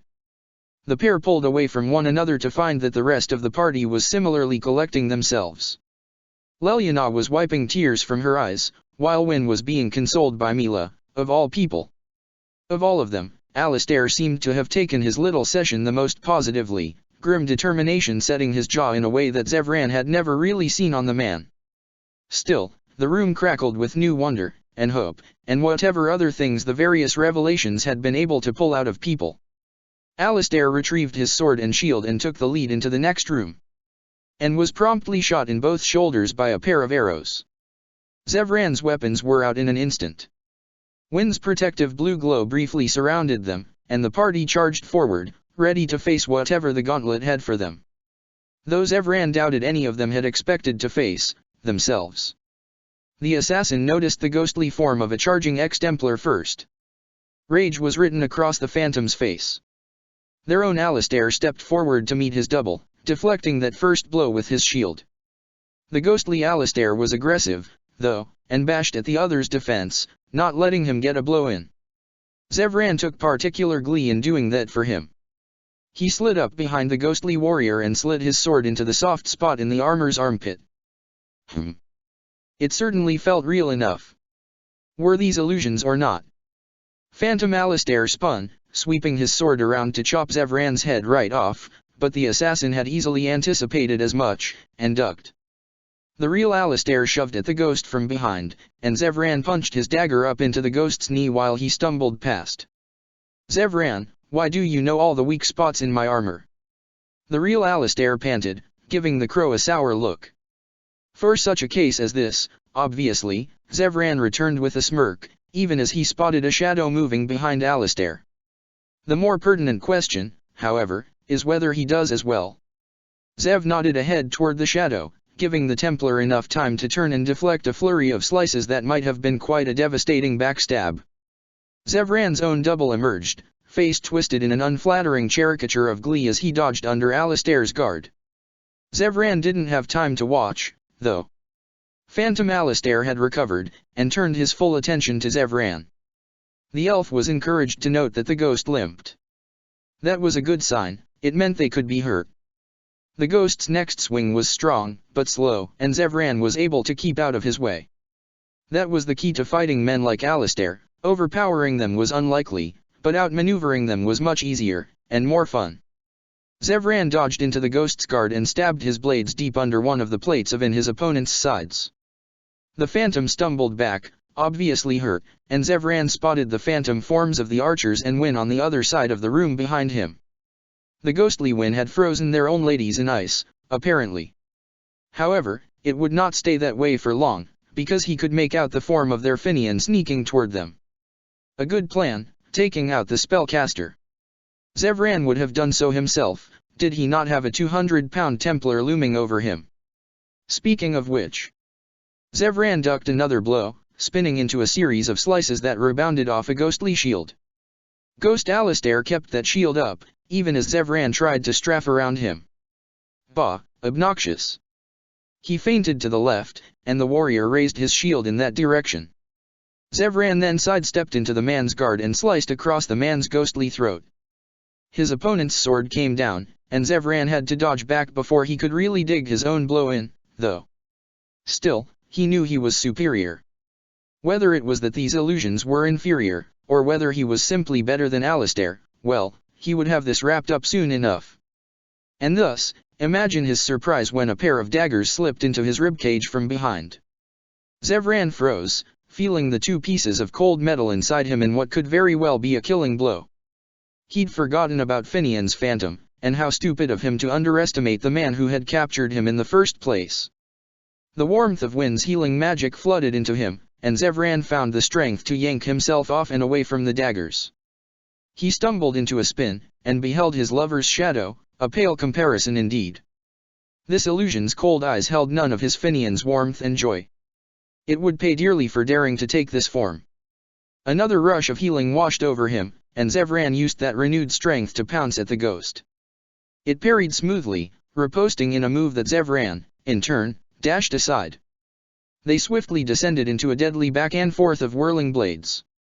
It struck a familiar chord in Zevran, the rhythm of the duel harkening back to that first time he'd fought Finian. It was a dance they had engaged in many times since then, but there was a vast difference between a duel for practice or enjoyment and a duel to the death. There was an edge of danger to the dance that was both exciting and worrisome. Last time, they had essentially stalemated. And Zevran knew that Finn's combat skills had improved since then. That did not bode well. Sure enough, Zevran found himself swiftly overwhelmed by the spinning flurry of daggers that wore his lover's face. He was soon perpetually back on his heels, just trying to keep his skin on his bones. A couple stinging lines across his body told of how poorly he was doing that. A Dalish arrow intervened, abruptly pinning one of Shadow Finn's feet to the ground. This stopped the phantom mid-flourish, and Zevran took his window to press his advantage, twisting his blades in to knock one of the daggers out of the thief's hand. The phantom stabbed in with the other, but Zevran dodged around the ghost and got behind it. He kicked out the ghost's knees, further hampering the thief's admittedly superior agility, though Finian's flexibility certainly did come in handy in other situations. Then, Zevran pressed himself up behind the ghost and laid his sword across its throat. One simple slice, and he could move on to the next opponent. Except, he could not make that final slice. He looked down into the phantom's eyes, and the thought of slitting Finian's throat twisted his gut. He could see Rina's eyes, so full of pain and betrayal, and he could not do that to his warden. Foolishness. This was not his warden. This was a phantom wearing his shape. So why did the prospect of killing it wrench his heart so? Zevran teetered, torn between the simplicity of doing what must be done and the complexity of something that in all honesty frightened him. He shoved such pointless thoughts aside, willing his sword to just slice. A simple motion, one he'd done 100 times before.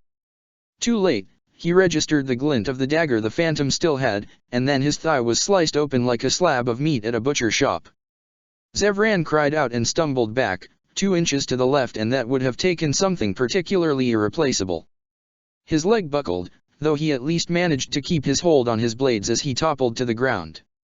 A good thing, too, as the ghostly Finian pounced upon him, and it was all Zevran could do to parry the deadly dagger.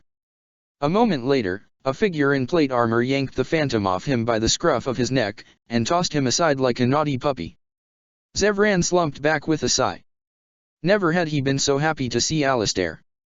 Across the room, the battle seemed to be going in their favor. Ghost Wind was down, and Finian fought Phantom Mila in melee combat. The Dalish elf was formidable with a bow, but her knife fighting left much to be desired. Zevran had seen cranky Antivan fishwives do much better. Wynn knelt beside him a moment later, pressing her hand to Zevran's wounded leg. The old biddy looked tired, but she was strong in her own way, with how she kept going. Once she'd made sure Zevran's leg wouldn't gangrene and fall off, to say nothing about the new holes in his back, Wynn laid a hand on the Antivan's arm and gave him a suspiciously warm smile. "Thank you, Zevran." "For what?" he asked cautiously. "For hesitating." Braska, someone had seen that. Well, that was it, he may as well turn in his assassin card now. He'd never live it down. "What are you thanking me for? If I had simply struck, it never would have wounded me. It made for extra work. And yet, I find I cannot regret it." She helped him to sit up, and she was still wearing that creepy matronly smile. "I doubted for a long time, but now I see that I was mistaken." What she was mistaken about, he really didn't want to know. He turned his attention outward, just as Leliana's arrow slayed the final opponent, herself. Heh. The phantoms faded around them, leaving them alone in the room. It was a surprise that they had been ethereal after all. Zevran could attest to how real they had felt. Finian appeared at his side. "Zev," he rasped, putting his entire question into the single syllable. And thank goodness, his voice was painful to hear. Still, those brown eyes could not be properly copied, and that made Zevran smile. "I am fine, Amor," he chuckled. "Truth be told, I had forgotten how deadly those daggers of yours could be from the receiving end. Not a mistake I will be making again, in any sense, my dear." Zevran wiggled a brow, prompting a weak, scratchy laugh. Arg, definitely needed to steal a pinch of that healing voodoo for his warden, assuming it worked. "So, what I want to know," Alistair said, pulling Zevran's attention upward. Between Wynn and Finn, Zevran was half pulled to his feet. "Is whether every prospective pilgrim would have had to fight spooky versions of themselves." "What do you mean, Alistair?" Wynn asked, sending one last burst of healing into Zevran to get his leg back up to full functionality. They all started toward the next room. "Well, think about it. We're combat capable, right? We kill lots of things, so that wasn't really too bad for us. But what if we were Androstian clerics, or refugees or something? Would we still have had to fight our own shadows, or what?" "I suspect so," Zevran said. "But it would not have been nearly as interesting. Keep in mind, the shadow versions would be equally as terrible at combat." That made the warrior chuckle. "You kidding? Can you imagine those spooky doubles engaging in epic slap fights? I'd pay money to see that." Agreed. "Especially if any of them are women as comely as our current company." Zev threw a wink at Leliana, who giggled. Finn bumped into Zevran, face screwed into an exaggerated pout. "Not you, my dear warden. No slap fights for you. Wouldn't want to ruin that handsome face." At this, Mila joined in. "I think it is quite apparent that Finian is in little danger of getting hit. He knows how to dodge."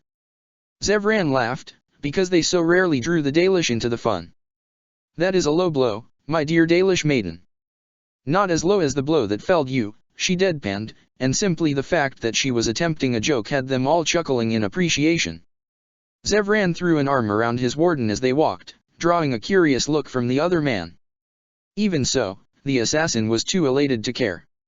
Phantom eyes and old memories be damned, this right here was far truer than anything he had ever known. There was companionship here, and trust, and other things that he had never dared dream of, as a crow. Except that he was no longer a crow. What he would do with that information was yet to be seen, but Zevran was, as always, adaptable. 98 Metamorphosis. A fricking dragon? You must admit, it is a fitting form for a being of her reputation. Not helping. Mouse. Flemeth roared again, spraying fire across the charred ground where a swamp had been about 5 minutes ago. "Couldn't TVE taken the deal, Captain?" Garrot shouted. The dwarf had scrambled under a fallen log, shielding himself from most of the blast. If you wanted to face Morrigan's wrath when she discovered the lie, be my guest, Percival replied. He and the dog were crouched behind a tree that couldn't have done much to shield them from the fire. Felicity, meanwhile, huddled in a ravine with Khazar. She was digging fiercely through her healer's kit, tossing vials and poultices aside in search of enough warmth bomb to stave off Dragon's breath. A futile endeavor. No pithy plant puss can defend against the might of a dragon, even a false one. Yeah, well, Amel is the poster child for futility. There was the flapping of gigantic wings, and Flemeth rose into the air above them. All of them ducked as she passed overhead. Khazar left cover long enough to shoot a fireball in her general direction, but it burst in the air past her. Damn, dragons were hard to hit, considering how big they were. Sten slid down smoothly into their ravine and deposited a coughing dwarf at Felicity's feet. Okaren had gotten the brunt of the dragon's first blast of fire, and he showed it. Felicity went to healing the dwarf's charred skin. Bah, leave it. Okaren growled. "It's just a little sting, no teeny fire can take down a dwarf berserker." "Perhaps not, but infection will," Felicity said calmly, healing up most of the burns anyway. Flemeth must have sensed the magic or something, because next thing they knew, there was a dragon perched on the lip of the ravine above them. Amel threw an elemental shield around all four of them just as Flemeth filled the ravine with fire. Once the blast of fire stopped, Sten jumped and slammed his sword, what was it called, a sail? Azoka, into her nearest talon, cutting off one claw, and Khazar lobbed the largest lightning bolt he could muster right between her eyes. She shrieked and wheeled off, lifting into the air again. "Move!" Percival shouted. He appeared at the lip of the ravine, reaching down to help pull them out of it while the dragon roared overhead. Felicity accepted his help, scrambling to keep hold of the warmth bombs she'd collected in one arm. Sten lobbed Okaren out, then climbed out on his own. Khazar wasn't about to take orders, so he waited at the bottom of the ravine while Flemeth wheeled around again. She landed above him and roared. "Khazar!" Percival shouted. "Get out of there! That's an order. Everyone else was just in the way. Show them true power, mage." Khazar smirked, gathering his magic. And when the dragon rained down fire on him, he took it. He grasped that fire and turned it back on its master, giving it his own burst of power. He laughed as the fire burst against the dragon's skin like a dozen fireballs. Flemeth growled, and started to climb down into the ravine after him, but there was suddenly an armored man in a maberry nipping at her heels, and she turned her attention to them. "A foolish move, turning her back on us." Khazar grinned in agreement. He raised his hands up and blasted the dragon's wings with ice, making her shriek.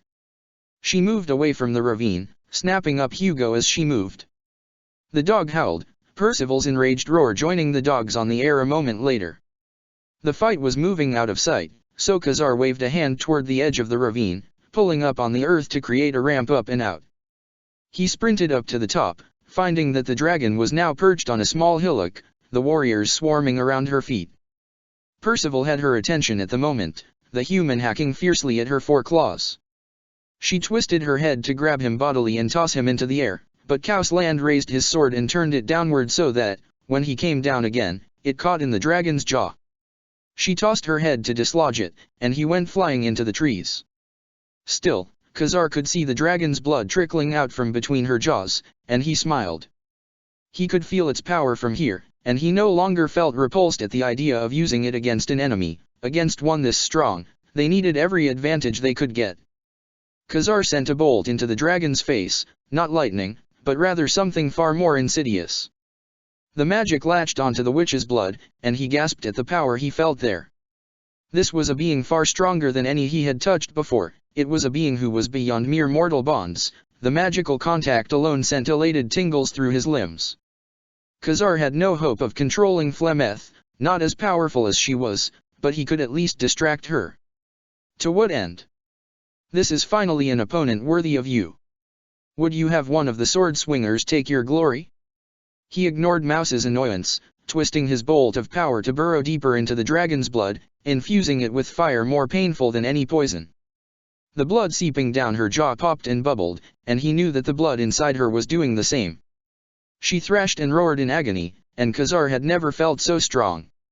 He laughed, awash in waves of power that radiated from the creature. For a long few seconds, he felt capable of tearing down the sky, had he the desire. But Flemeth was no fool, nor was she inexperienced with magic. He felt her do something with her own power, and his link to her blood snapped off like a snipped string. Ignoring the Cunary and dwarf hacking at her flanks, Flemeth leaped into the air and swooped straight toward the mage.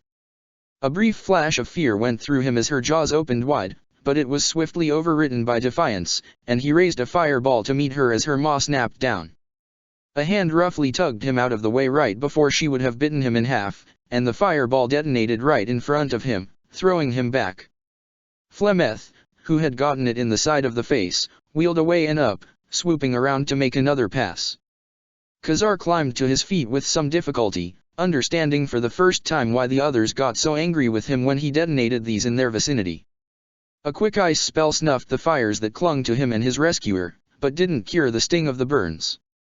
A moment later, though, Felicity's healing magic washed over him, and he was grateful that she'd gotten so quick with her heals over the weeks. He turned to his would-be rescuer, finding that it was Garrote. "What was that?" "I had her." "If by had her, yeah mean she almost ate you, then yeah?" The dragon's roar echoed through the trees. She was coming back around. "Come on. I was hoping to use a tinkin as bait, but you went and pissed her off, so you'll have to do." Garrote took off running and Khazar, curious despite himself, ran after the dwarf through the brush. The dragon landed heavily behind him, so close he could hear her breathing. Her footsteps as she chased them through the swamp shook the ground, and Khazar sent a bolt of nature magic into the earth that made all the plant life writhe and grow as they passed, slowing her down. They burst through a stretch of trees and into a bog, where a domed ruin stood half submerged in the water. Garrote hopped toward it on stepping stones, displaying a nimbleness Khazar hadn't expected from the dwarf. For his part, the elf just cast ice over the surface of the water, letting him run without all that ridiculous hopping. Behind them, he knew when the dragon reached the water by the splash and the wave that washed over his feet. "Ew, swamp sludge. You have waded through worse, have you not?" Mouse said with some amusement. "Didn't mean it wasn't disgusting." Garrote and Khazar entered the ruined dome together through a hole in the side, and Garrote ran them right through it to a window on the opposite wall. There, he grabbed a hanging rope and turned. "Might wanna find some cover, elf."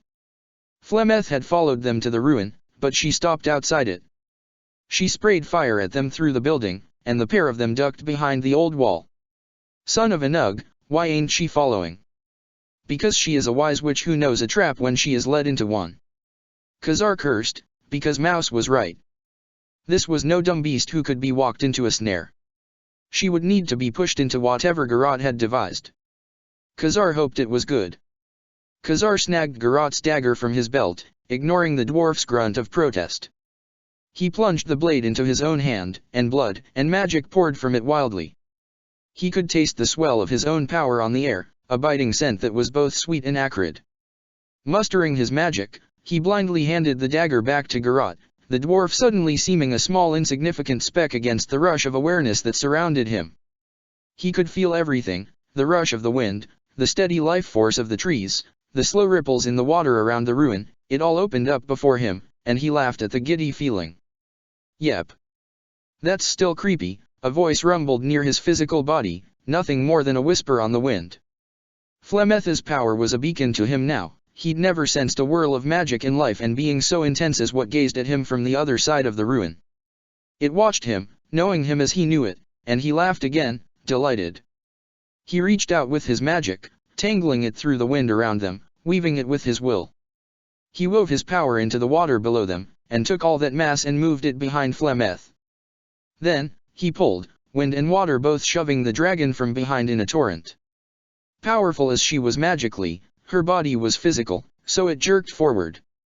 She fought it, but it shoved her into the ruin, sending her toppling to the tilted stone floor. Garrote pulled his rope. It was immediate. Flasks burst above the dragon, raining acid down on her. A moment later, the stones themselves came down, the entirety of the structure crumbling on top of her just as she was finding her feet. She was buried with a roar. The roar and rumble of rock faded out, and the swamp fell silent. From the far shore, Khazar heard cheering. The others stood, watching them. Percival was leaning heavily on his great sword, but they all looked fine. A victory, it appeared. Garrote stepped up on top of the pile and took a couple bows for their audience. Still, something had Khazar keeping hold of his blood magic. There, a pulse of life from under the pile. She's still alive. He shouted, but too late. The dragon burst up out of the fallen stones, and Garrote was thrown wide, onto the far shore. It was all Khazar could do to freeze the stones in front of him before they crushed him far more effectively than they had Flemeth. Flemeth rose into the air, her wings spread wide. She turned and swooped upon the warriors, snatching Sten clear off the ground and bearing him high into the air. Khazar, knee-deep in swamp muck, grabbed the streams of wind around her and yanked her down. She jolted in the air, and Sten dropped like a stone, falling with a hard splash into the bog. When Felicity ran to the side of the pond to cast a healing spell, Flemeth slammed into her hard, and the healer went hurtling to the ground, cracking her head against a stone. Khazar rained fire and lightning down upon her with wild abandon, feeling his strength waning. He'd done too much too fast, and now that the healer was down, he couldn't trust the warriors to stay standing against a dragon for long. You should never have trusted in the others in the first place. You are all that is necessary to take the dragon down. He scoffed, scurrying out of the way as she blasted fire toward him. He skittered around to the opposite side of the rubble pile in the middle of the swamp. He could feel himself weakening from blood loss, and that was all the proof he needed that he couldn't stand up to her. You can, mage. You are ready. Time seemed to stop, the dragon hanging in the air as its jaws reached out for Okaren. Understanding washed over him, and Khazar knew what had to be done, like a final piece of a puzzle inevitably clicking into place. So this was how it was. Not in fear or desperation. Not in power lust. Not in mindless obedience to a creature who had control over his mind. It was an end, two halves of a whole finally knowing what they were to one another. Khazar didn't say anything he didn't need to. He merely dropped the wall that separated them, and the demon rushed in. Khazar gasped at the rush of power he felt as their minds twined, the demon's elation matched by his own. Finally. It was neither Mouse's voice, nor his, but a bit of both. Time resumed, and the outside world returned. Okaren was snatched up and thrown across the bog, and Khazar watched in wonder as she chased the flying dwarf with a burst of fire. As if with new eyes, he appreciated the vibrancy of the fire, the shimmer of the dragon's glittering scales, the taste of blood and life on the swamp air. He raised his hand in front of his face, and laughed. It's heavy, he whispered in wonder. There was a certain weight to everything here, an indescribable solidity that defied meaning. Of course there was, he'd spent his whole life here, after all, and a swamp was hardly the most wondrous place to come into being, yet it was experienced with the newfound appreciation of one who had spent long centuries wandering the Fade, looking for such a chance as this. And what a chance! He breathed in, and he could feel power crackling the air. He breathed out, and the twin beings in his mind, both among the most powerful of their kind, burst with experiences and truths and things he couldn't give name to. It was an ending, and a rebirth, his mind awhirl with thoughts and sensations that were at once alien and familiar. He could have spent all day marveling at this new sensation. However, he did not have all day. Flemeth landed heavily on the rock pile above him, and he could feel her regard. He reveled in it, turning up to meet her. He could still feel all that power strumming through her, more than what she'd let them see initially, like a fire whose bulk was banked. He laughed, because the bit that she was drawing from suddenly seemed so fragile beside the torrent he held in his hand. He reached out and grabbed hold of the dragon's being, gripping her blood despite the block she'd put up against him. He tore through that shield and flung her bodily away. The mortals will get in the way. Take her down away from them. This is ours alone. And he couldn't rightly say it was Mouse's voice when it was also his own. He flung her into the distance, then took off after her, mowing through water and flora with brutal efficiency to reach his prey. A red glow surrounded him, seeping out of his very skin as if his small form was incapable of concealing the power he wielded. Somehow, he knew that were he to look at his reflection, his eyes would be glowing, but the thought only delighted him, because he had no reason to hide his true power here. He found her half submerged in a bog, fighting to regain her feet against his grip. He laughed, slamming her flat into the water like a child abusing a puppet. The dragon roared and spit fire into the air, and he released her from his hold so he could summon his power around her. She struggled wetly into the air, but was shoved down again when he unleashed thunder around her, the very air all around the bug crackling with magic. Another extension of will rained fire to join in the storm, engulfing the dragon's form in steam as the fire tore through the water of the swamp, burning it away. He grasped that steam, turning it to an icy blizzard that wound impossibly through the firestorm. Somewhere, Khazar could hear himself laughing, joyous at the power in his grasp. He was unrelenting, a force of destruction like none other. Only a god could hope to challenge him, and he welcomed them to try. Flemeth jerked out of Khazar's storm, and he could see the effect his torrent was having on the dragon. Her scales were falling off, her wings singed and torn.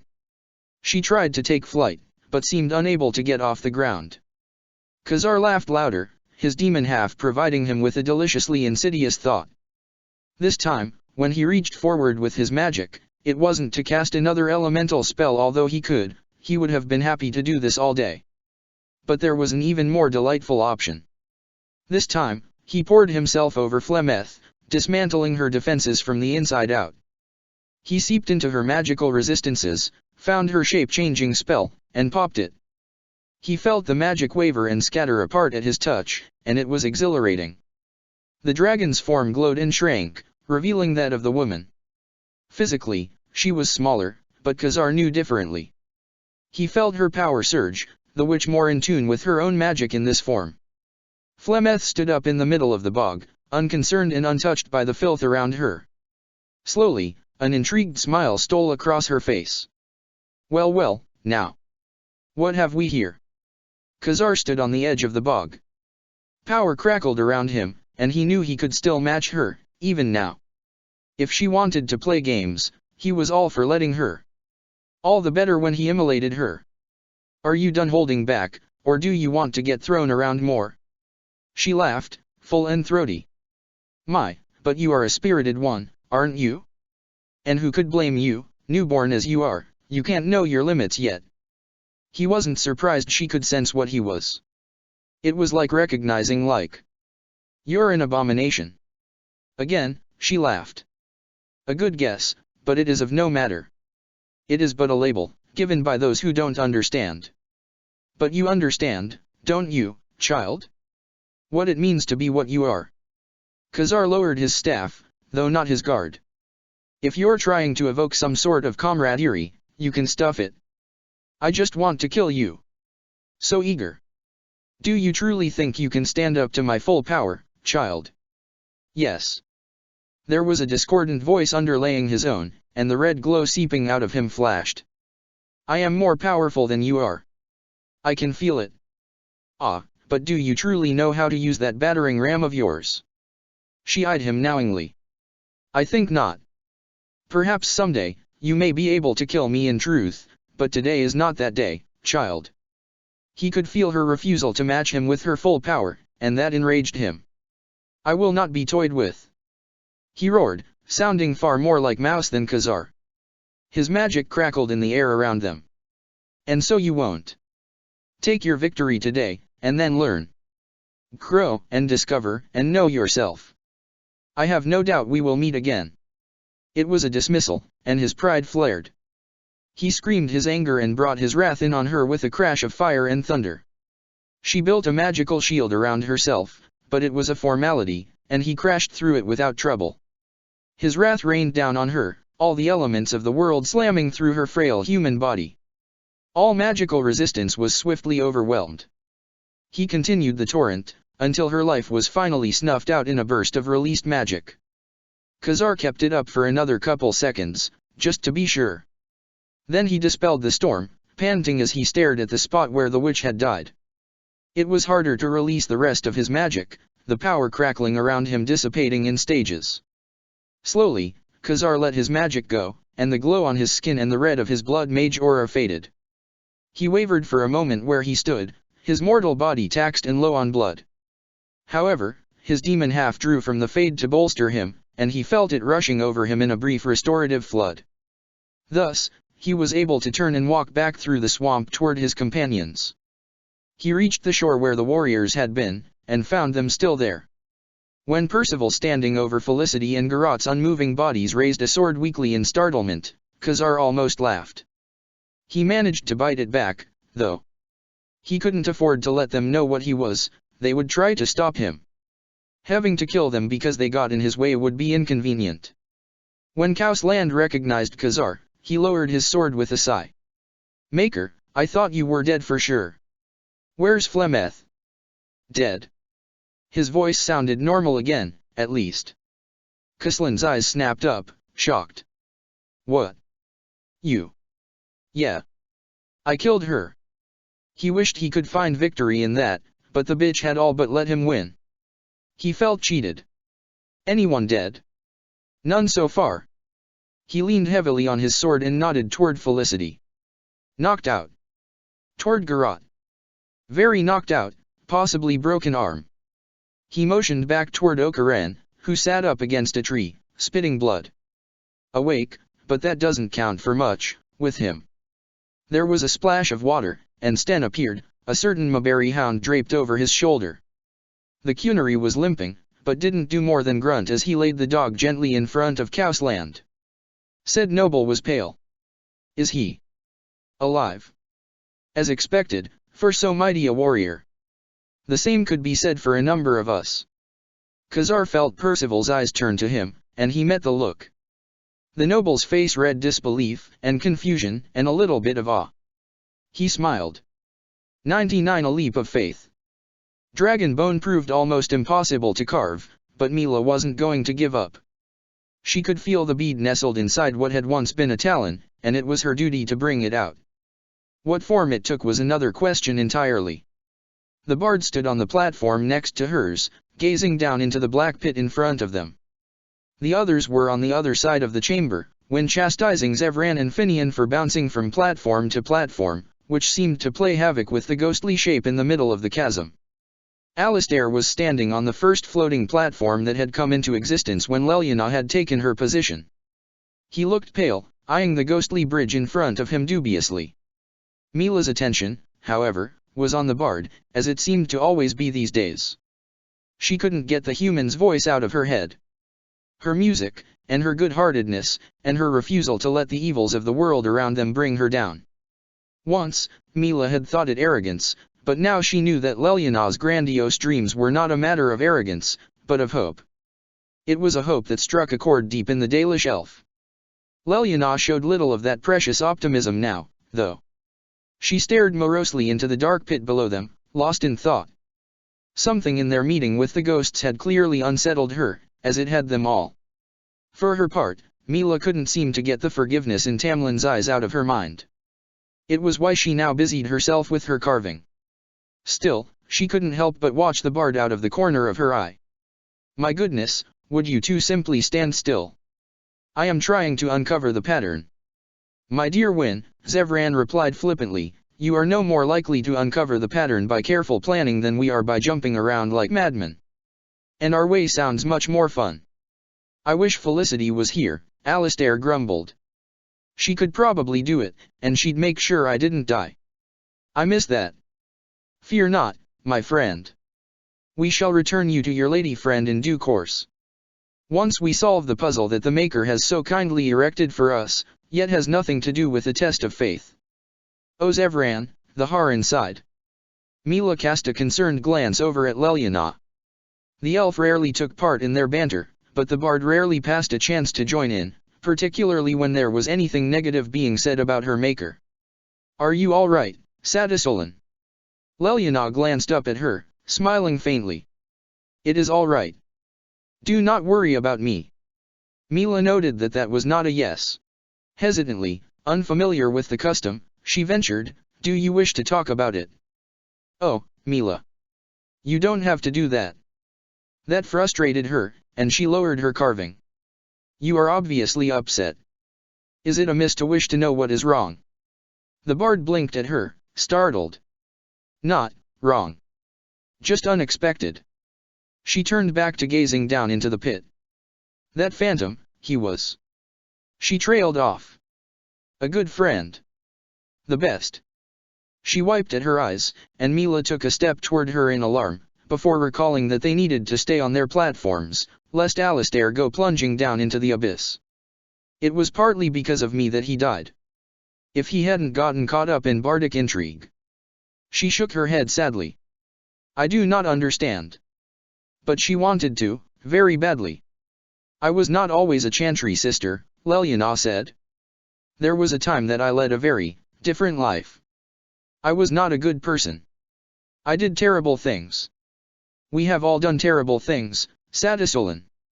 Leliana shook her head in denial, obviously thinking the elf knew nothing of regret. This could not stand. There was a time when I would have killed on sight any human who was found wandering too close to my clan. Leliana's eyes snapped up.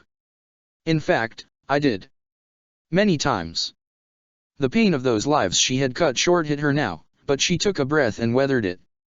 I cannot take back those lives I took, and I cannot hope to find their families and make amends. However, I know now that it was wrong, and so I can only strive to do better in the future. Leliana nodded. That was why I joined the chantry, to get away from that sort of life, so I wouldn't be tempted. Yet here I am. If it is any consolation, I would not have been able to remain in a life of peace and inactivity either. They shared a brief smile. Then, Wynn's voice spoke up, Mila, move around to Leliana's other side. Silently, the Dalish elf did so, watching the next platform shimmer into place in front of Alistair. The warrior stepped onto it nervously. What of you? Leliana asked. Was that man, the one we saw on the road? Yes. That was Tamlin. I am sorry. Do not be. He was suffering. Putting him down was a mercy. Still, she could not look at the other woman. You cared about him a lot. We grew up together. He adored the hunt as much as I did. We took down our first boar together. She reached up, touching the bead from that first kill, wound into her hair at her right temple. He was always temperamental and entirely too brash, but so very brave. He was as a brother to me. I thought that, once, too, about the woman I worked for. Leliana smiled sadly. I cared about her, too, and not like a sister. But then she went and turned on me. I should have seen it coming, but I was so blind back then. Mila's heart ached for the bard. We are all blind until our eyes are forcibly opened. That is very true. Wynn's voice interrupted them. Blast it, that is not correct. Mila, please move back to the platform you were on before. Distractedly, Mila did so. Something was snagging in her mind. Once she was back on the original platform, she said, a woman. Leliana's smile was wistful. Yes. A beautiful, strong-willed, brilliant woman. Marjolaine is the kind of woman you only meet once. That meeting does not end well, but you often find you can't regret it. I was not aware that it was acceptable for a woman to what? Fall in love with another woman. Mila nodded jerkily. The philosophy of the Dalish clans had no room for such things, and Finian had given her the impression that it would not be welcome in the human world, either. Then again, he was quite clearly betting the Antivan, and none of their companions batted an eye. It is not about a woman, or a man, or however one identifies oneself, Leliana said, that melodic lilt of idealism returning to her voice. It is about two people, recognizing in one another something that they need. And you needed something from this Marjolaine. I did. Security, and companionship, and guidance. But I don't need that anymore, not now that I have the Maker, and all of you. Leliana smiled at her, and Mila couldn't help but return it. So then, what do you need now, Sadisolan? The bard hummed in thought. Goodness, I think. And strength, to keep me from wandering. Oh, and a good sense of humor helps too, no. Mila arched a brow. Do you realize that you just described Alistair? Leliana laughed, light and musical. And that is a bit horrifying, no? No, not Alistair. She wrinkled her nose, looking at the man stepping carefully onto the next bridge section as it appeared in front of him. Definitely not Alistair. I think I need to work on my list, then. What about you? Me. Yes. What do you need? Mila blinked, surprised. No one had ever asked her such a question before. I have never really thought about it. She watched Finian test one of the platforms with a foot, making Alistair shout anxiously. I have always stood on my own strength, even when hunting with Tamlin. It seemed unnecessary. Unpleasant, even, to burden myself with the care of another. That must have been very lonely, Leliana breathed, and it was not pity Mila heard in her voice, but compassion. It was, Mila murmured. Now I am unsure how to stop. Leliana reached out a hand toward her, but they were interrupted by a victorious whoop from the center of the room. Alistair had made it all the way across, and the bridge was now solid as it spanned the abyss. The look in the bard's eyes promised that they would continue this later, and they headed over the bridge after the warrior. With a collective sigh, they passed through a doorway. Only to be met with a wall of fire. Oh, great, Alistair drawled. Who let Khazar do the decorating? Behind the flames, they could see an elaborate chamber, with a high dais centralized against the back wall and a statue of a woman standing tall in the center. In front of them, just inside the fiery blockade, stood a pedestal with a golden plaque on it. Wynne stepped forward to read it. Cast off the trappings of worldly life and cloak yourself in the goodness of spirit, the healer read. King and slave, lord and beggar, be born anew in the Maker's sight. Aha! The Antivan crowed. And finally, we reach an actual test of faith. 1 of 4 is not a good ratio. Whoever designed these tests should be fired immediately. Finian squeaked something that only the assassin could hear, and Zevran barked a laugh. Mila winced. Every time Finian spoke since the dragon, she couldn't help but think that it sounded like his throat hurt badly. Does this mean we have to walk through the fire? Alistair said. Can we, not? Maybe have you fancy rogues just climb up and over the walls instead. Alistair. Wynne chided. What? I'm rather attached to my skin. I'd rather not burn it off, thank you. The Maker will not let us come to harm, Leliana said, reaching up to start undoing her leathers. Mila found herself fascinated by the motion. Leliana! Wynne cried. Dear, what are you doing? It says to cast off worldly trappings. Certainly, everyone knows what that means. Zevran hooped another laugh. The Maker wants us to get naked together, eh? You know, this fellow is really starting to grow on me. Oh dear. Wynne sighed, rubbing her head. So wait, Alistair said. We not only have to walk through a wall of fire, we have to do it in the all together? Is no one else the least bit worried about this? What if this is all an elaborate trap? In Androsta's resting place. Leliana said. I should hope not. She peeled off her cuirass. I say sally forth, Zevran said, his grin bright and highly entertained. If it is, indeed, an elaborate trap, then the trappers are welcome to their spoils. It would have taken a great deal of work to set up all those ghosts and puzzles for a hoax, when a simple net would have been far easier and likely just as effective. That's creepy, Zevran, Alistair deadpanned. Stop being creepy. The assassin shrugged, then stooped to untie his boots. What? I appreciate a thorough job when I see it. A hand touched Mila's arm, and she jumped, tearing her gaze away from the sight of Leliana's skin being revealed inch by inch. The smile Finian gave her was soft and encouraging, and she was uncertain why. It startled Mila back into action, at least. She turned her attention to her own armor, her fingers hovering over the straps as she realized just what it would mean. This was a test of faith of the human Maker, a being which Mila put little stock in, and would not have followed even if she believed in such a being. Would this wall of fire somehow sense that and kill her for it?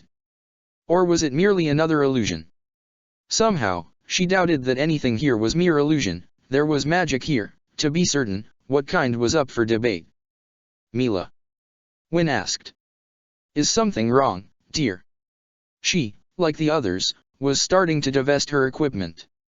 I am concerned, she admitted quietly. I cannot cloak myself in the goodness of a Maker I do not follow, and would make no attempt to pretend otherwise. Zevran snorted. He stood completely nude, amidst a pile of leather and an unlikely quantity of weapons discarded from his person. I would not be worried. The meat of it is the riddle, the rest was just flavor text. Win sighed. Zevran, must you be so disrespectful in the shadow of the urn? The Antivan shrugged unapologetically, but took the hint to shut up. Instead, he leered pointedly at Alistair, who was down to his smalls and doing his best to cover his groin with his hands. Everyone else was nearly done, and Mila would not be left behind. So, she stiffened her spine and set about removing her equipment. Her quiver and bow, she set on the ground, followed by her herb pouch, her carving tools, her hunting knife, and her waterskin. Her armor went last, with little fanfare, until she stood as naked as the rest of them in front of the roaring fire. Finian laughed creakily at something, and Mila turned to note that he was nudging Alistair playfully. The warrior was still in his smalls, blushing from head to toe. Oh, really, Alistair, Wynne sighed. She had her arms crossed over her chest for modesty, and to hide her bosom from an all too eager Zevran's perusal. You've lived in a barracks before, and an army camp. You've been naked in front of your comrades, certainly. Well, yes, but none of them were him, were they? He waved a hand toward the assassin, whose grin was utterly sanguine. He was taking far too much enjoyment in this situation, as far as Mila was concerned. Finn whispered something to Zevran, and the crow burst out laughing. Mia Moore suggests that the women be kind enough to distract my lecherous gaze from the poor innocent chantry boy. As a matter of charity, of course. What do you say, my dear Wynne? Will you give me an eyeful of your lovely bosom, to save Alistair's virgin modesty? No, but I will gladly freeze your eyes shut. For Alistair's sake. Well played, you crafty mage. Mila watched them at it, her heart aching at the fondness she could see between them all, even Alistair and Zevran. Was this sort of camaraderie what she had been missing all those years? Each weakness was bolstered by another's strength, so each of them needn't stand alone. She smiled, because she needn't feel like an outsider here. These people had seen her in her weakness, and they thought no worse of her for it. In fact, they had supported her when she had been unable to function. When the taint had been slowly eroding her strength, they had carried her and healed her. When Tamlin's death had broken her spirit, they had sat beside her and helped her lay him to rest. All her life, she had fought to protect her kin and clan, and yet, here with these people, she only now understood what that meant. Is everyone ready? Leliana asked brightly. Mila turned toward her, and her breath caught. The human was glowing, within and without, firelight limned her form, illuminating smooth skin and old scars alike. Something about seeing her like this so vulnerable, and yet empowered made Mila's heart flutter. Off they come, I guess, Alistair sighed, and for all their teasing, everyone averted their eyes from the uncomfortable warrior. Wynne was the first to step through, going carefully and with a healing spell at the ready in one hand. But she made it through without incident, and turned an encouraging smile to the rest of them. It is hardly even warm. Leliana followed after that, her head held high and her movements sure and graceful. Alistair followed with a mumble. Zevran stepped forward next, but hesitated slightly just before the flames. Then, Finian slipped past him, tweaking his hindquarters just before stepping into the fire, and Zevran followed him to seek revenge, laughing. Mila stared at the flames, her doubts once again making her hesitate. You don't need to be afraid, Mila, Leliana said, and Mila looked up to see that the bard was standing in the flames, extending a hand toward her. We won't let you come to harm. A test of faith though it was, Mila realized that this need not be a test of faith in the human maker. No, this was a test of faith in her companions, and she was surprised to find that she trusted them wholeheartedly. Mila reached out and took the human's hand. Their fingers twined together, and Leliana's smile was dazzling. The hunter took a step toward the bard, then another, her eyes never leaving Leliana's. The warm grip of the other's hand was her anchor. Before the blight, she never would have believed that she would one day trust a Shemlin enough to walk through fire for her. And yet, that was exactly what she was doing now, and it wasn't all that large a leap of faith. It was as simple as knowing that this, here, was what she needed. Leliana was what she needed. We're here, the human whispered, though she didn't break their eye contact.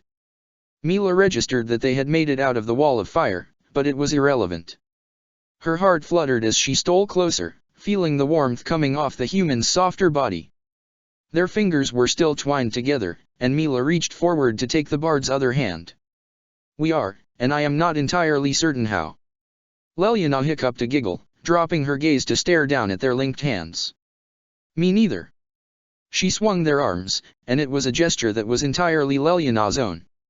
It was strange, knowing someone well enough to think things like that. "Where do we go from here?" "I think we need not talk."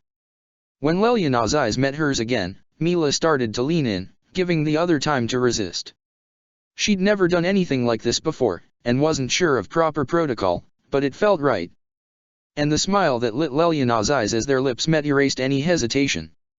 Her lips were soft and warm, just like the woman, and that was just so perfect that Mila grew bold. She deepened the kiss, letting her instinct guide her. She wrapped her arms around the bard, one hand finding the back of her neck while the other nestled perfectly into the smooth curve of the human's back. Leliana's body was all warm curves against her own leaner physique, but from here Mila could feel the strength underneath. The world returned slowly, and Mila became aware of the others watching them, complete with catcalls and commentary. She felt her face get hot as she pulled away, but turned a hard look to them that defied them to say a disparaging word about it. To her surprise, her companions were all smiling, and a bit too knowingly at that. Leliana stepped away with a giggle, blushing for the first time that Mila had ever seen her.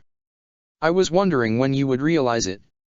Mila looked between the lot of them, processing the fact that her monumental realization had apparently only been a surprise to her. Once, she may have been bothered by that, but now only sighed. Alas, if they each had weaknesses, lack of social awareness was definitely hers. It was one of the reasons Leliana fit opposite her so well. "Next time, Satasolan, for efficiency's sake, perhaps it is best if you simply tell me these things. But this way, it is more fun, no?" Despite herself, Mila found a smile tugging at her lips. "That it is. I agree," came Zevran's voice. "And on the plus side, I no longer need to be distracted from Alistair's modesty." Mila cleared her throat and turned her attention to the others. "I suspect it may also be fun to see whether an arrow can pass through holy fire and still do harm to an elven man." Alistair stared in exaggerated shock. "Why, I do believe that was a joke." Again. Mila Mahariel has a sense of humor. This place really is miraculous. "And a human man," Leliana said with a wink. "Shall we go test it?" The bard held out her hand, and Mila took it with a smile. Together, they passed through the fire in reverse to retrieve their bows, the laughter of their companions chasing them in a chorus behind them. 100 small victories. They had faced Flemeth, and no one had died. They had gotten the grimoire, and Felicity had raided Flemeth's herb stash, and Garrot had scavenged up a sack full of useless useful things, and no one had died. For Percival, that counted as a victory. He looked at the form beside him in the bedroll, daring to reach over and smooth her wild, feathery hair. Had she been awake to feel it, she would no doubt have cursed him both verbally and magically, but now she only hummed in her sleep. She had looked so surprised when they had come limping back up the trail from the wilds. Surprised that they had succeeded. Surprised that they had come back for her. It was subtle, but he had been learning to read her over the last weeks, once he'd realized that her true feelings were rarely on the surface. Each of her masks hid a different pain, and each discovery of the truth of her both elated him and made his heart ache. He was, in many ways, a broken man. Howe's betrayal of his family had broken him, and he'd healed back up crooked and scarred. And it was that which allowed him to recognize the same in Morrigan. Scars made one hard, but that didn't mean there wasn't softer tissue to be found underneath. Though he suspected if he ever said that out loud, she would hex him back to the exalted age and feel no remorse. He reached for his clothing and slipped it on, careful not to disturb the sleeping witch. Then, he slipped out of the tent. Hugo was guarding the entrance, as always, and the Maberry's head shot up to greet him. Percy leaned down to scratch the fellow behind his ears. Morrigan's tent was always a bit removed from the rest of the camp. While it was true that there was no such thing as a secret in a group like theirs, Percival nonetheless did not feel the need for the others to know the intimate details of his love life. It made Morrigan's tent much more conducive to their meetings than the one that he shared with Okaren. Ugh. How had he ended up with Okaren anyway? Ah, right. No one would share a tent with Khazar. He rubbed his forehead as he wound his way back toward the campfire light that denoted the main camp. Ever since defeating Flemeth a couple days ago, the elf had been utterly insufferable. It wasn't that he rubbed his achievement in everyone's faces, it was more that he didn't need to. He just had this smug look all the time, and didn't listen to a word anyone said. Simple things like directing camp setup and deciding which path to take back to Red Cliff became arduous tasks when the mage questioned his every word. That morning, Sten had suggested putting him on a leash until he settled down, and Percival was honestly considering it, gross violation of personal rights notwithstanding. As of that morning, they were no longer in the swamp, the land had shifted to woody hillsides, though the taint blackened the land in monstrous streaks everywhere they went. The land itself was scarred, and Percival was uncertain whether it could ever heal. Tonight, Garrot was on watch at the main camp, though it took Percival a moment to spot him in the dim light. As Percy sat down beside him in front of the campfire, the dwarf nodded a greeting, then turned his attention back to the shiny metal in his lap. It was familiar metal, now that Percival had a closer look, limned with gold. So help me, Garrot, you had better not be altering Kaelin's armor. Nope. Cleaning it. The rogue held up a cloth and plate of some sort of grease. I figure we'll get a better reward for it in Denerim if it's not covered in darkspawn crap. We're not sure there will be a reward at all, Garrot. We're bringing it back as a matter of honor, not profit. Garrot's smile flashed in the darkness. Don't mean a man can't hope. Gratitude is bankable, you know. Percival sighed, but let it go. He wasn't about to complain if Garrot wanted to clean the set of armor they'd found at the ruins. Morrigan had been the one to find the king's body, strung up like a feast decoration. Somehow, the Darkspawn had known that Kaelin was important, and had displayed him for all to see as a trophy. It was all Percival had been able to do to refrain from punching anybody while he took the man down and buried him, despite protests from several of his companions. Perhaps it said something about his leadership that they helped him bury the king despite their protests. He wasn't sure what that statement might be, though. Hey, Captain. Yes. You know what you're doing with her? Percival glanced up in confusion, and Garrot nodded his head back toward Morrigan's tent, barely visible through the trees. Going to dispense relationship advice, are you? I just don't want to see you exploded into 100 Prediboy pieces. Percival chuckled, reaching over to snag Garrot's waterskin. A sip proved, as he'd suspected, that its contents were very much not water. Someone's been stealing from Okaren's stash again, he said with a smile, and took a larger pull while Garrot chuckled. He handed the skin back. Rest assured, at this point, I'm far more worried about Khazar blasting me apart than Morrigan. Nah, the elf's a kitty cat. Garrot took a pull from the skin himself. He'll hiss and spit, but just keep him fed and rub his belly and he won't bite too hard. I'd rather he didn't bite at all.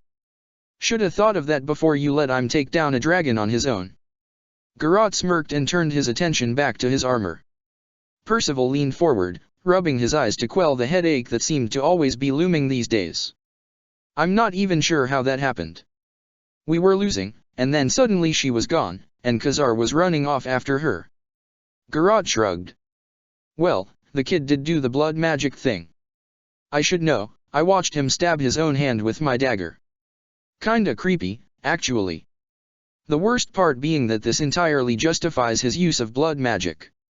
We wouldn't have survived without it. Percival buried his face in his hands. Maker, my father must be rolling around in his grave right now, knowing I'm condoning blood magic. But you have to admit, it came in handy. It did. Percival sighed. A Grey Warden does what must be done to stop the Darkspawn, no matter the cost. I can only assume that goes doubly during a blight. Kinda gives me hope, to be honest. Hope. Percival glanced at the other man, watching the firelight flicker across his dusky skin. Yeah. Knowing the kid can throw a dragon around like that? Imagine what he can do to the archdemon, if we can just get him to the big bad lizard with his skin intact. Percival smiled, despite himself. there is that. Marnan did put a lot of stock in Khazar's ability to turn the tide. Perhaps she knew more than the rest of us. Nah. Garot's smirk flashed in the darkness. But the old girl had her bursts of insight, every once in a while. Percy reached over and snagged up Garot's water skin again, then raised it in toast. To Marnan, somehow still being right even beyond the grave. After he'd had a pull, Garot snagged the skin and raised it himself. To Marnan. Check the description for the links to the author.